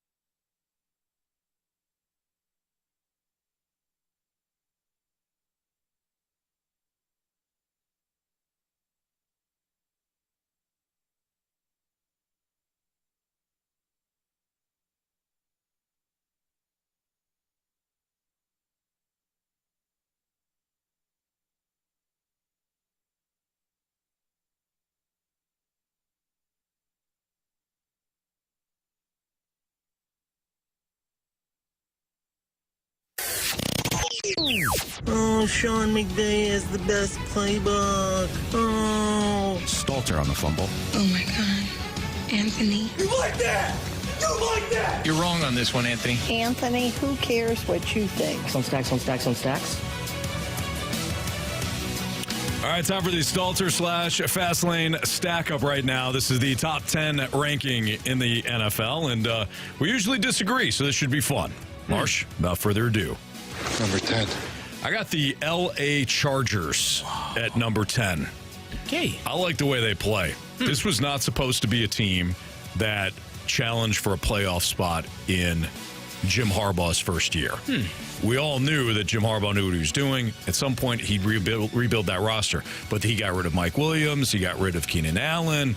And, oh, look, the Chargers, without any stacked wide receiver group, you know, the Jets wide receiver core, outstanding. They're 3-7. Chargers, they run the ball. They got a great offensive line. They give a winning formula for Justin Herbert, and they play good defense. They're 6-3. I got the Chargers at number 10. And the Chargers haven't quite made my rankings yet. I got the Falcons here. Why? They fell to 10. They're still leading their division at 6-4. It's a terrible loss to a terrible team. They're not even 15 for me. They are number 10. You can't have a list with the division leaders not on your list. That's nonsense. I absolutely can. I think the Bengals are better, and the Bengals are 4-6. That's nonsense. Falcons. Yeah, I have the Chargers as well at number 10. Thank you, Marsh. Chargers at number 10. They're kind of like a fart, like a silent but deadly. You know, like no one's really talking about them. Yeah. But they're playing good football. Yes, Carey, you have your hand up. The Chargers have beaten the Raiders. I think they're below 500. They've beaten the Panthers. I know they're below 500. They've beaten the Broncos. They're at 500. They've beaten the Saints. They're below 500. They've beaten the Browns. They're also below 500. They've beaten the Titans. They're also below 500. Well, then throw Indiana out of the college football playoff. Just saying. Just thought I'd put that out there. Wait a second. Continue. Wait a second. Did you say they beat the Saints? Yeah. Falcons didn't beat the Saints. Not this they did. time. They did. Yeah, not this time. They have already. Not tonight. Number 9. Give me the Green Bay Packers. 6-3 overall. I think they got some issues, but they've also beaten some pretty big teams too. I mean, we're all in love with the Cardinals now, and the Packers took them behind the woodshed, 34-13. They've beaten the Texans. They've beaten the Rams. Ugly performance with the Lions, but look, they're going to beat the Bears in Chicago this weekend. And then moving forward here, we'll see about some of these rematch games, specifically the one in Minnesota at the end of the year. Give me the Packers at 9. I got the Vikings here. Not a great win. Didn't score a touchdown, but a win is a win. They don't ask how. They ask how many. They got 7. They only lost 2. And so I got the Vikings here. All right, who are actually ahead of the Packers? I have the Arizona Cardinals at number 9. You do? Yeah. Is that wrong? No, it's your list. No, yeah, Marsh, absolutely. you can do whatever you want to do. Yeah, absolutely. Yeah, Arizona. Okay. Number 9. Number 8. Minnesota Vikings, who thumped the Green Bay Packers, only to allow them to nearly come back and win it. The Vikings at 7-2. Yeah, Vikings at 7-2. Marsh talked about this a couple of weeks ago. In fact, it was the London game where you're like, man, against the Jets, the second half, they do not play well. It was after the Green Bay game that carried into the Jets game. So, yeah. If they, and this is big because turnovers are obviously a big part of the game, but if they merely just stop turning the damn ball over, they're moving the ball at will. They're playing good defense. Who's their quarterback? Sam Darnold. Okay. What was that? I didn't know who we were talking about. No, you know damn well it's Sam Darnold. What's your problem, Carey? Yeah, I just asked a question. No, you didn't just ask a question. What were you trying to say? I asked who the quarterback was. Just say it. You don't believe in Sam Darnold. I got them number 9 on my list. I believe in the Vikings. I believe in Justin Jefferson. The guy's nice. He's a nice guy. Yeah. And Minnesota nice. See? I think that this is just a blip on the radar for the Vikings. And they're going to be rolling again soon. They got some struggles. They're overcoming said struggles. TJ Hawkinson back does help. Fire up Vikings. Number 8, I have the Commanders. Tough loss against the Pittsburgh Steelers. You know, things happen. Not always the way go the way you want them to go. But they have been playing very well. Lost by 1 point to the Steelers. Steelers are a really good team, y'all. So, you know, it is what it is. I got the Commanders here. Just y'all us? Y'all. I also have the Minnesota Vikings, Anthony, at number 8. Skull. Still a top 10 team. They've been really irritating me, though, lately. So I'm going to knock them down a peg. Do it. And they're at number 8 for me in the Stalter Stackup. Number 7, thank you. This is where I have the Commanders. Could have won against the Steelers. I didn't have them winning in the pick'em pool. So I think I had the Commanders here a week ago.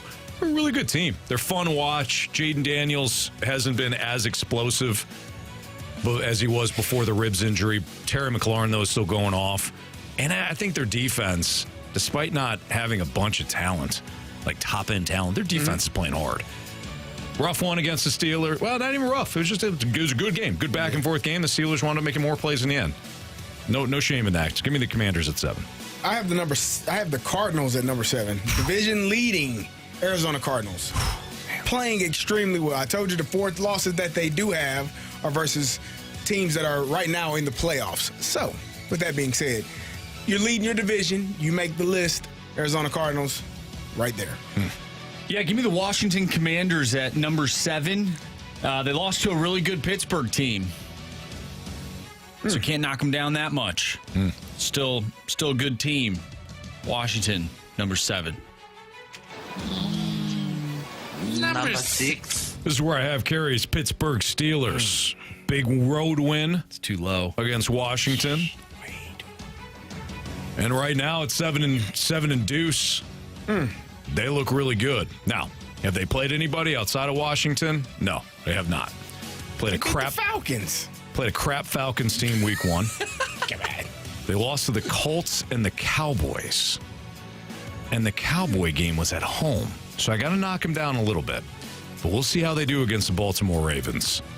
Following their well, no, is it this weekend? Yeah, it's this weekend. Baltimore Ravens? Yeah. It's going to be a fun game.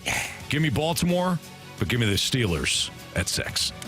I have the Philadelphia Eagles here at number 6. They are figuring some things out. Their coach still scares me a wee bit, but I think they're playing extremely well. The concern I have is Jalen Hurts at quarterback at times. He holds on to the ball a little bit too long. And I think they're playing on Thursday night. They didn't get Saquon involved nearly enough last game. Hopefully Thursday night he goes off. You two pick 2 Pennsylvania football teams. I will be the tiebreaker. Number 6, the Philadelphia Eagles. The Eagles, Anthony, not the Steelers. Yeah. Steelers are better than them. Yeah. Of course. Way better. 5. Give me the Eagles, even though they have an absolute rube for a head coach who does more damage. Rube Baker? Similar. Well, by the way, what are the Cardinals doing with that guy? Oh, man. Where's he going to play? Rube Baker? Yeah. Luke Baker? Luke and Baker. He'll be a bench bat. Or in the minors again. Yeah, give me the Eagles. Nick Sirianni, he don't know what the hell he's doing, but he's still driving a pretty nice Ferrari. That talent, that roster is awfully talented.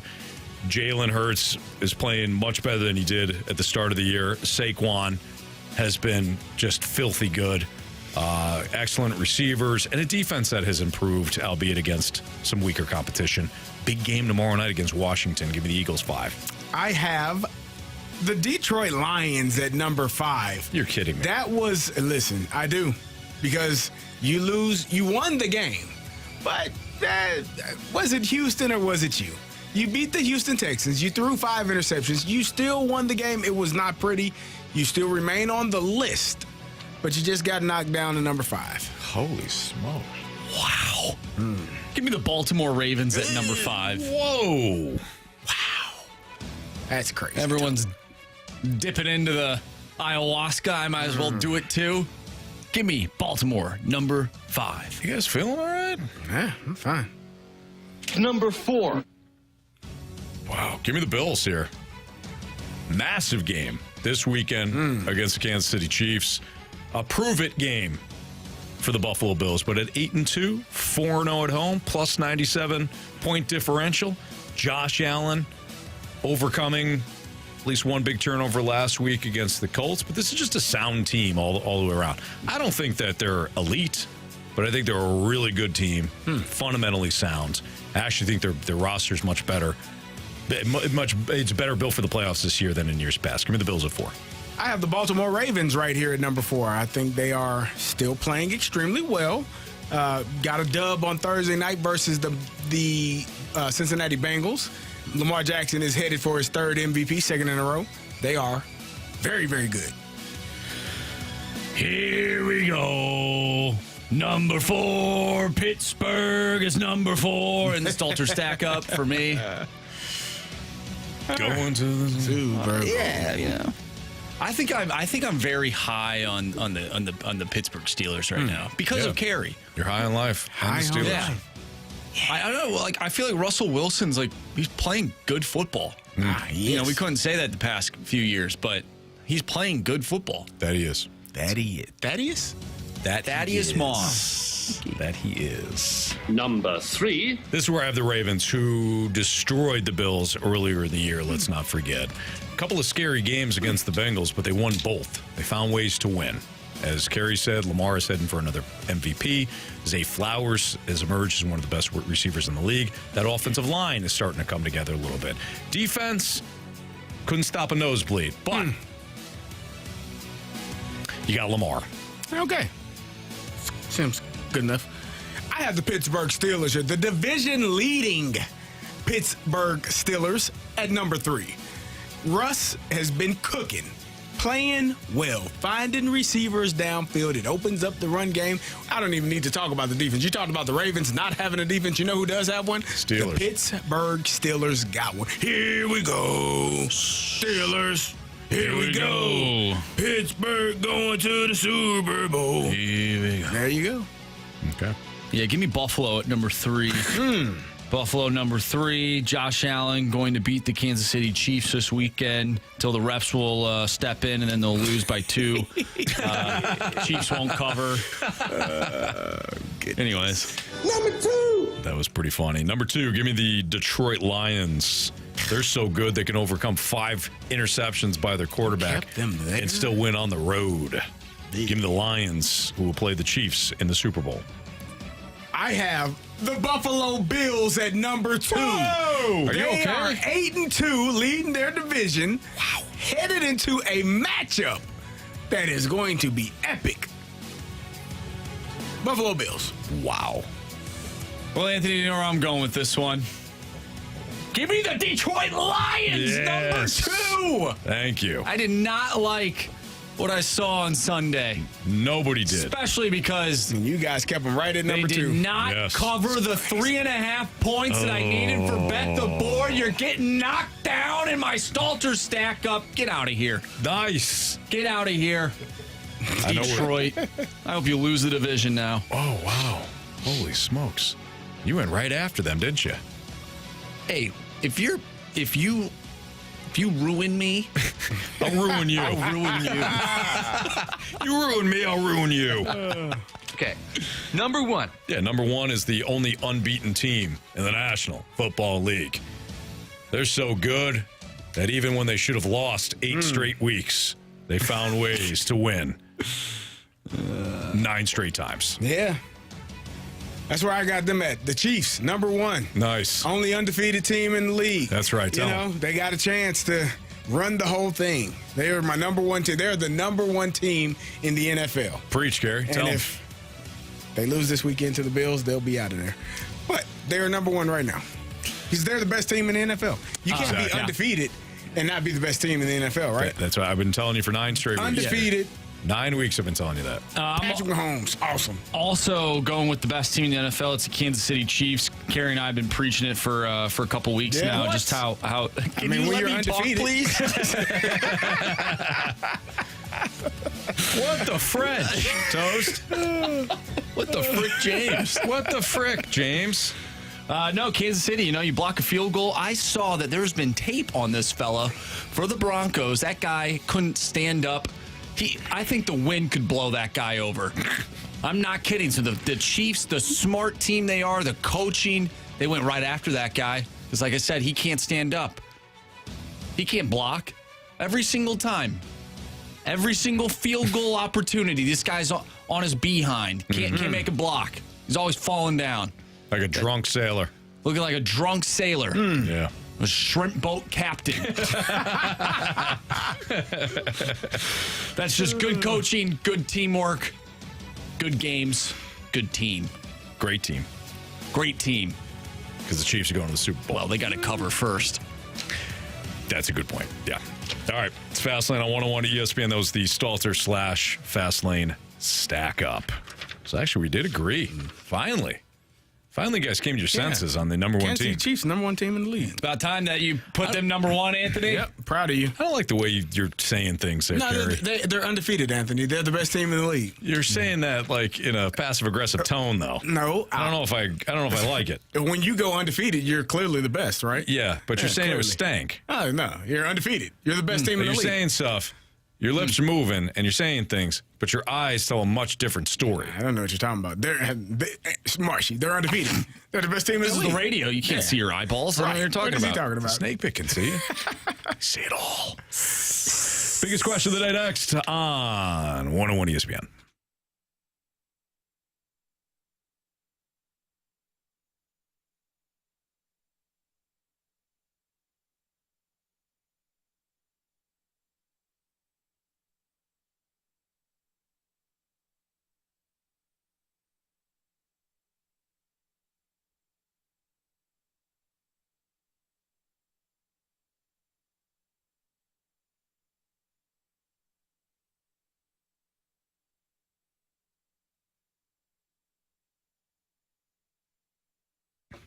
As we get older, guys, you might experience fatigue and low energy, weight gain, muscle loss. You might not have that drive. You might have the mood swings. A lot of this could be attributed to low testosterone. Why don't you head down to Mentality and see my friends and Jamie's friends at Mentality. 2 different locations, one in South County and one in Chesterfield. And you can have them draw your blood and see if you are low in testosterone. If you are, you can jump on their program. And all of a sudden, it doesn't take that long. You start to feel that high energy kick back in.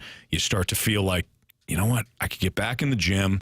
And once you get in the gym, weight moves a little easier than it did before. You start to eat right. Things start to fall into place. Now, obviously, you still have to put in the work. You can't just, sit around and feel like you are just literally sitting on the couch and you're like, hey, no, I feel great. No, that's not what it's about. But with higher testosterone, thanks to Mentality, the mood swings, the irritability, that goes away. You start to even keel again, and you feel great. And that's the key. Head down to Mentality. Again, the 2 different locations. You can also check them out, lowtusa.com. Tell them Jamie and Anthony sent you down there. You're going to feel great, though. This is why you head down to Mentality. You start to feel like yourself again. You start to have the goals, and you start to check things off the box each and every day and start to look for more things, too. It's Mentality.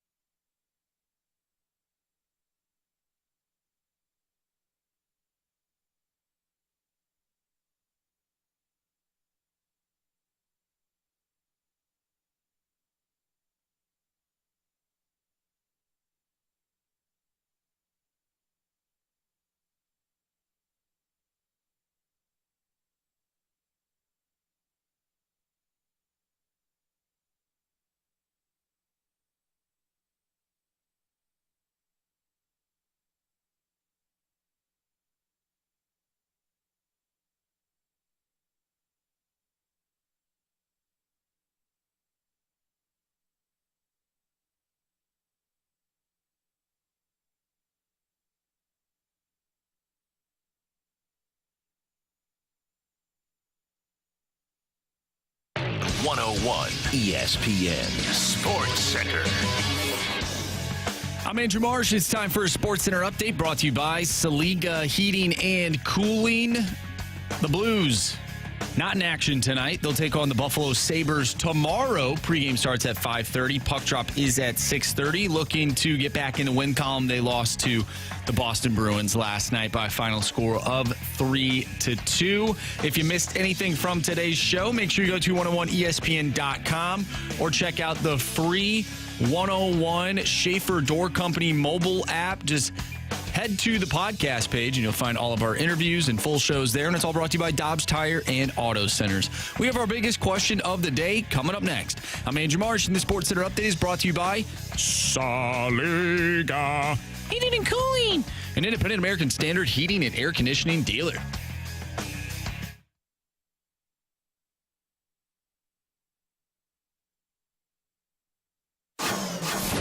It's time for the Fast Lane's biggest question of the day.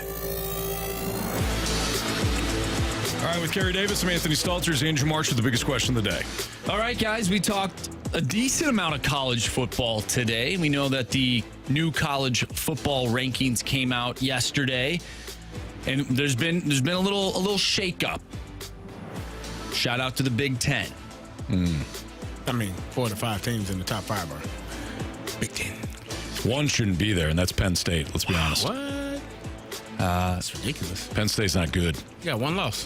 I think Carey might have texted this in, but it's from the 314. Who is the least fraud SEC team? And yes, the entire SEC are frauds. Ooh, least fraud. That is a very good question because Texas has lost to Georgia. Tennessee has lost to Arkansas. Alabama has lost to Vandy. And Georgia just got curb stomped against Ole Miss. Alabama's got 2 losses. Yeah, I know. I didn't count. Yeah, I know. They lost to Tennessee. Yep. To Tennessee. Tennessee. Who is the most? That's a very good. I thought it was Texas until Georgia showed up and said, "You guys stink," and beat the hell out of them in Austin.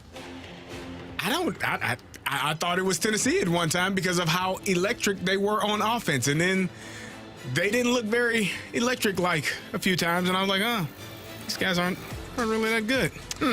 Yeah, give me Texas still. Really? I know they got waxed by Georgia, but at least they still have the elements. You know, they've got the coaching, they got the quarterbacks. Defense is good. Give me Texas. This is probably going to be an odd pick, but I still think it might be Alabama. I don't think that's odd. Jalen Milroe is still they look really real good against LSU. They did. It might be Alabama. They got the freshman Ryan Williams. It might be them. Especially after watching. I mean, they were beating the hell out of Georgia till Georgia woke up. Like Georgia finally said, "Oh, we got a game." Yeah. But they were handling business for most of that game. Yeah. Let me ask you this. Let's look at it this way. The team, when it's at its best in the SEC, who is it?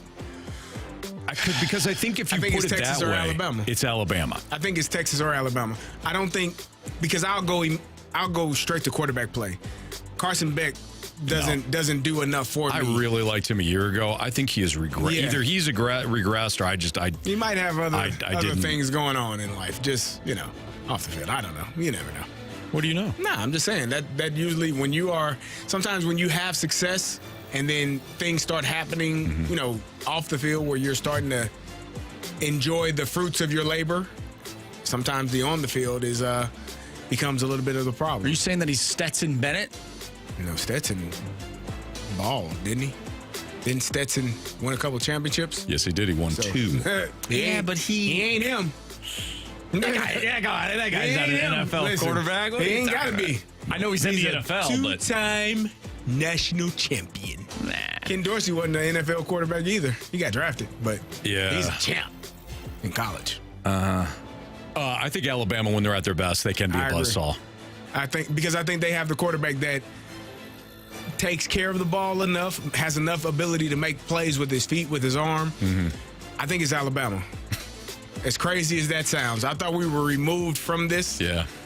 That Alabama would still be the best team in the SEC, but I think it is Alabama. When you break it down, I think they're the team I would trust the most and believe the most in. And they got some massive flaws, and they got a couple of losses. Like the Vanderbilt loss was a terrible loss. Well, they almost lost to South Carolina, too. South Carolina's a good team, though. They are a good team, but when we're talking about Alabama losing to Vandy and losing to Tennessee, like Tennessee, okay. Yeah. But Vandy on the road. Well, I know Vandy's been competitive this year. I get it, but you guys saying the SEC is overrated? I mean, I didn't say that. The texter said it. No. I don't disagree, though. Their last couple of games, they've been playing really well. They beat Mizzou 34-0. Then they go into LSU.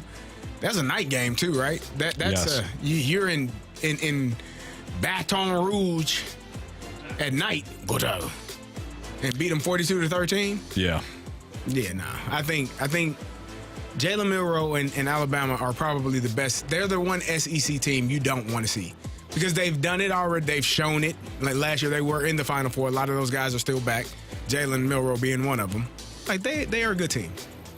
But with a terrible loss to Vandy. Yes, terrible's right. I don't know. It's tough. It's a tough question because of the head-to-head stuff. You know? We didn't even bring up Ole Miss. You don't. Well, I mean, Ole Miss looked great against Georgia. They have a loss against Arkansas.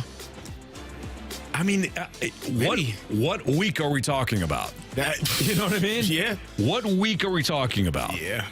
If we're talking about last week, then I think that Ole Miss and Alabama were the top teams in the SEC. If we're talking about the week that Texas played Georgia, give me Texas.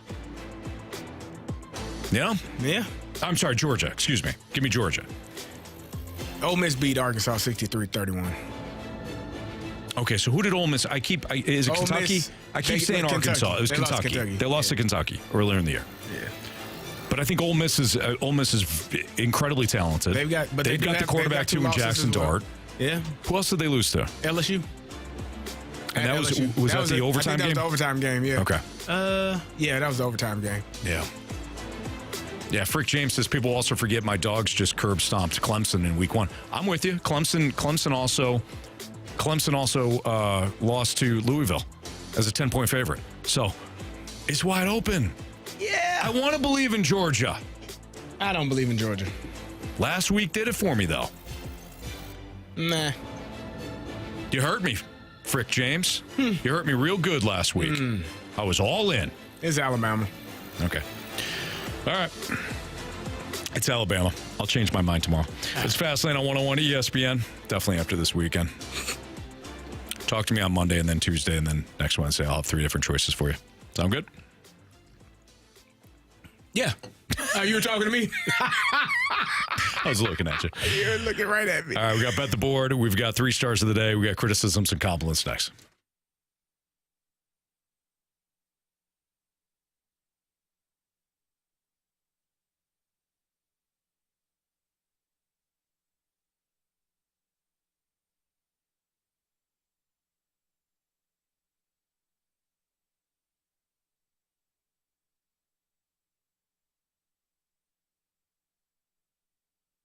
Hey, it's Carey, and I want to tell you about my good friends over at Scrap Mart Metals. If you're a contractor or own a business that needs recycling, you need to know about Scrap Mart Metals. They are tailor-made for your business to meet your schedule and budget. They understand that job site cleanup for contractors can be a mess, but if you set up a business account with Scrap Mart to recycle that metal, it's one less thing you have to do during cleanup. If you're a plumber, heating and cooling, excavator, or any type of contractor, Scrap Mart Metals Recycling can make your job easier. If you own heavy equipment, it breaks down over and over again. At some point, it's going to break down for good and you're going to have to get rid of it. Scrap Mart will come and get it out of your way. They'll haul your equipment to one of their locations and get you a check the same day. You don't have to be a contractor, though. If you have things in your home, maybe you had a garage sale, you couldn't sell all of the things. You got some things that you know could be recycled. Scrap Mart can take those as well. If you want to haul it yourself, they have 3 convenient locations, Valley Park, Peevely, Jonesburg. If it's metal, they will buy it. It is recycling made easy. All you need to do is go to scrapmartmetals.com. My guy Lucas can talk to you about setting up a business account if you own a business and get you rolling. That's scrapmartmetals.com and tell them Carey sent you.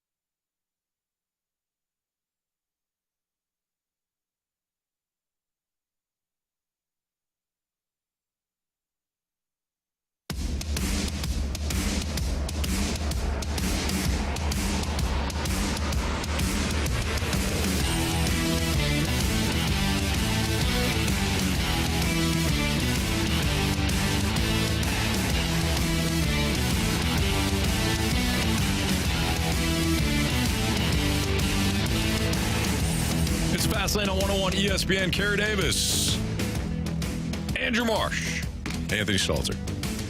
If you missed anything from today's show, you can always download the podcast available at 101ESPN.com or on your Schaefer Door Company 101 ESPN mobile app. It's all brought to you by Dobbs Tire and Auto Centers. Time to bet the board. Carey and I hit last night. Oh, yeah. We did. We had the Warriors. Yes, we did. I had the money line. You. Foolishly. Lucky. Almost foolishly. Yeah. Laid the 2.5. They won by 3. They did. It was easy. It was a breeze. Jamie robbed the Panthers from Marsh. How'd they do? They lost. They lost the New Jersey Devils. And Marsh... How'd he do? Loaded up again on the Blues opponent in the first period. Oh, nobody scored. Only to watch them lose. Terrible. So, what do we got for latest standings there, Marsh? All right, so I'm still at 7 points. Anthony, you gain a point. Now you are at 5, so only 2 behind me. I know it seems like it's a far... Yeah, what? I thought he was at 3 with me, or is that Jamie? That's Jamie. No, that's Jamie. You're at 3 now, Carey. What do you got, Marsh? Saying I got a chance. Cold words. Santa's got a brand new bag.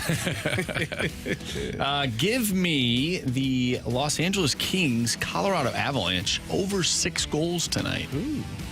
All right. I'm going to go to the Maction, baby. Oh, you love it. Give me the Eastern Michigan Eagles plus 11 at Ohio. There's no way the Eagles should be catching 11 against Ohio on a Maction night. Okay. It's ridiculous. I'm going to do that hockey too at Marshy. I got the Winnipeg Jets and the Lightning over 6.5. You got 6, Marsh, because I got 6.5 here for your game. Which means you could push if it's 6. Well, it's still a loss, so. Yeah, it's a push. Yeah, it still counts as not getting any points. Correct. So, it doesn't really matter. Who are we giving for Jamie? I already wrote down the Detroit Red Wings money line over the Pittsburgh Penguins. It's his team, right? They're right. Am I right? You got Winnipeg and Tampa Bay over 6 goals. 6.5. Yeah. All right, there you go. All right. All right, I'm excited. So is the Water Boy. I can't wait to download the Gridiron Guys podcast this Friday. Well, yeah, Friday or Saturday. Or next Monday. One of those days, it's going to be available to you. And you're going to love it. You will love it whenever you get it. Patience is a virtue. No doubt, yeah. From the 636, it was crazy yesterday watching the YouTube channel during Marsh's punishment. Everyone was in different places. Carey and Marsh switched places, and Jamie and Anthony switched. Oh, yeah, we did. Yeah, that was, yep. It's weird being behind that board. I just wanted to start pushing buttons. Don't do that. My thoughts kind of went like, hey, do it. Do it. I was like, no, don't do it. It'll be great. Yeah, do it. No. From the 314, everyone have a good night. Oh, thank you. Thank you. Yeah, you too. Uh-oh, what's going on here? From the 386, Jets Lightning game is tomorrow, not tonight. Is it? It is. Wow, the text line saved you. Gosh, darn well, yeah, they did. Help. Thanks. Wow, that would have been funny. All right. You're like, wait, I had... They didn't play that game? Nah, what's going on? Oh, no. Well, Marsh, go ahead. Keep going. I'll find something. Yeah, no. Give me the Lakers, -7. Oh, no, yeah. There. Against the Grizz? Against the Grizzly. Right. Nobody beats the Grizz. Yeah, Ja's out. He got a bad shoulder. Got a bum shoulder. That makes sense. Ja feel? He should be out. Ja Morant. He is. All right, let's get to our 3 stars of the day real quick here. 3rd star of the day goes to the Gridiron Guys. Hey. Yes, all right. Now I feel even worse. 2nd star of the day. They didn't win last night, but we got to give it to the Chips. Fire up, Chips. Hey, Did they fire up? No. Oh. No, not at all. But they fire tried. up. No. They tried. When you're down to your 3rd string quarterback, you can only do so much. Well, they played the 3rd string because they wanted to. Well, their starter's out, and then they benched the 2nd guy.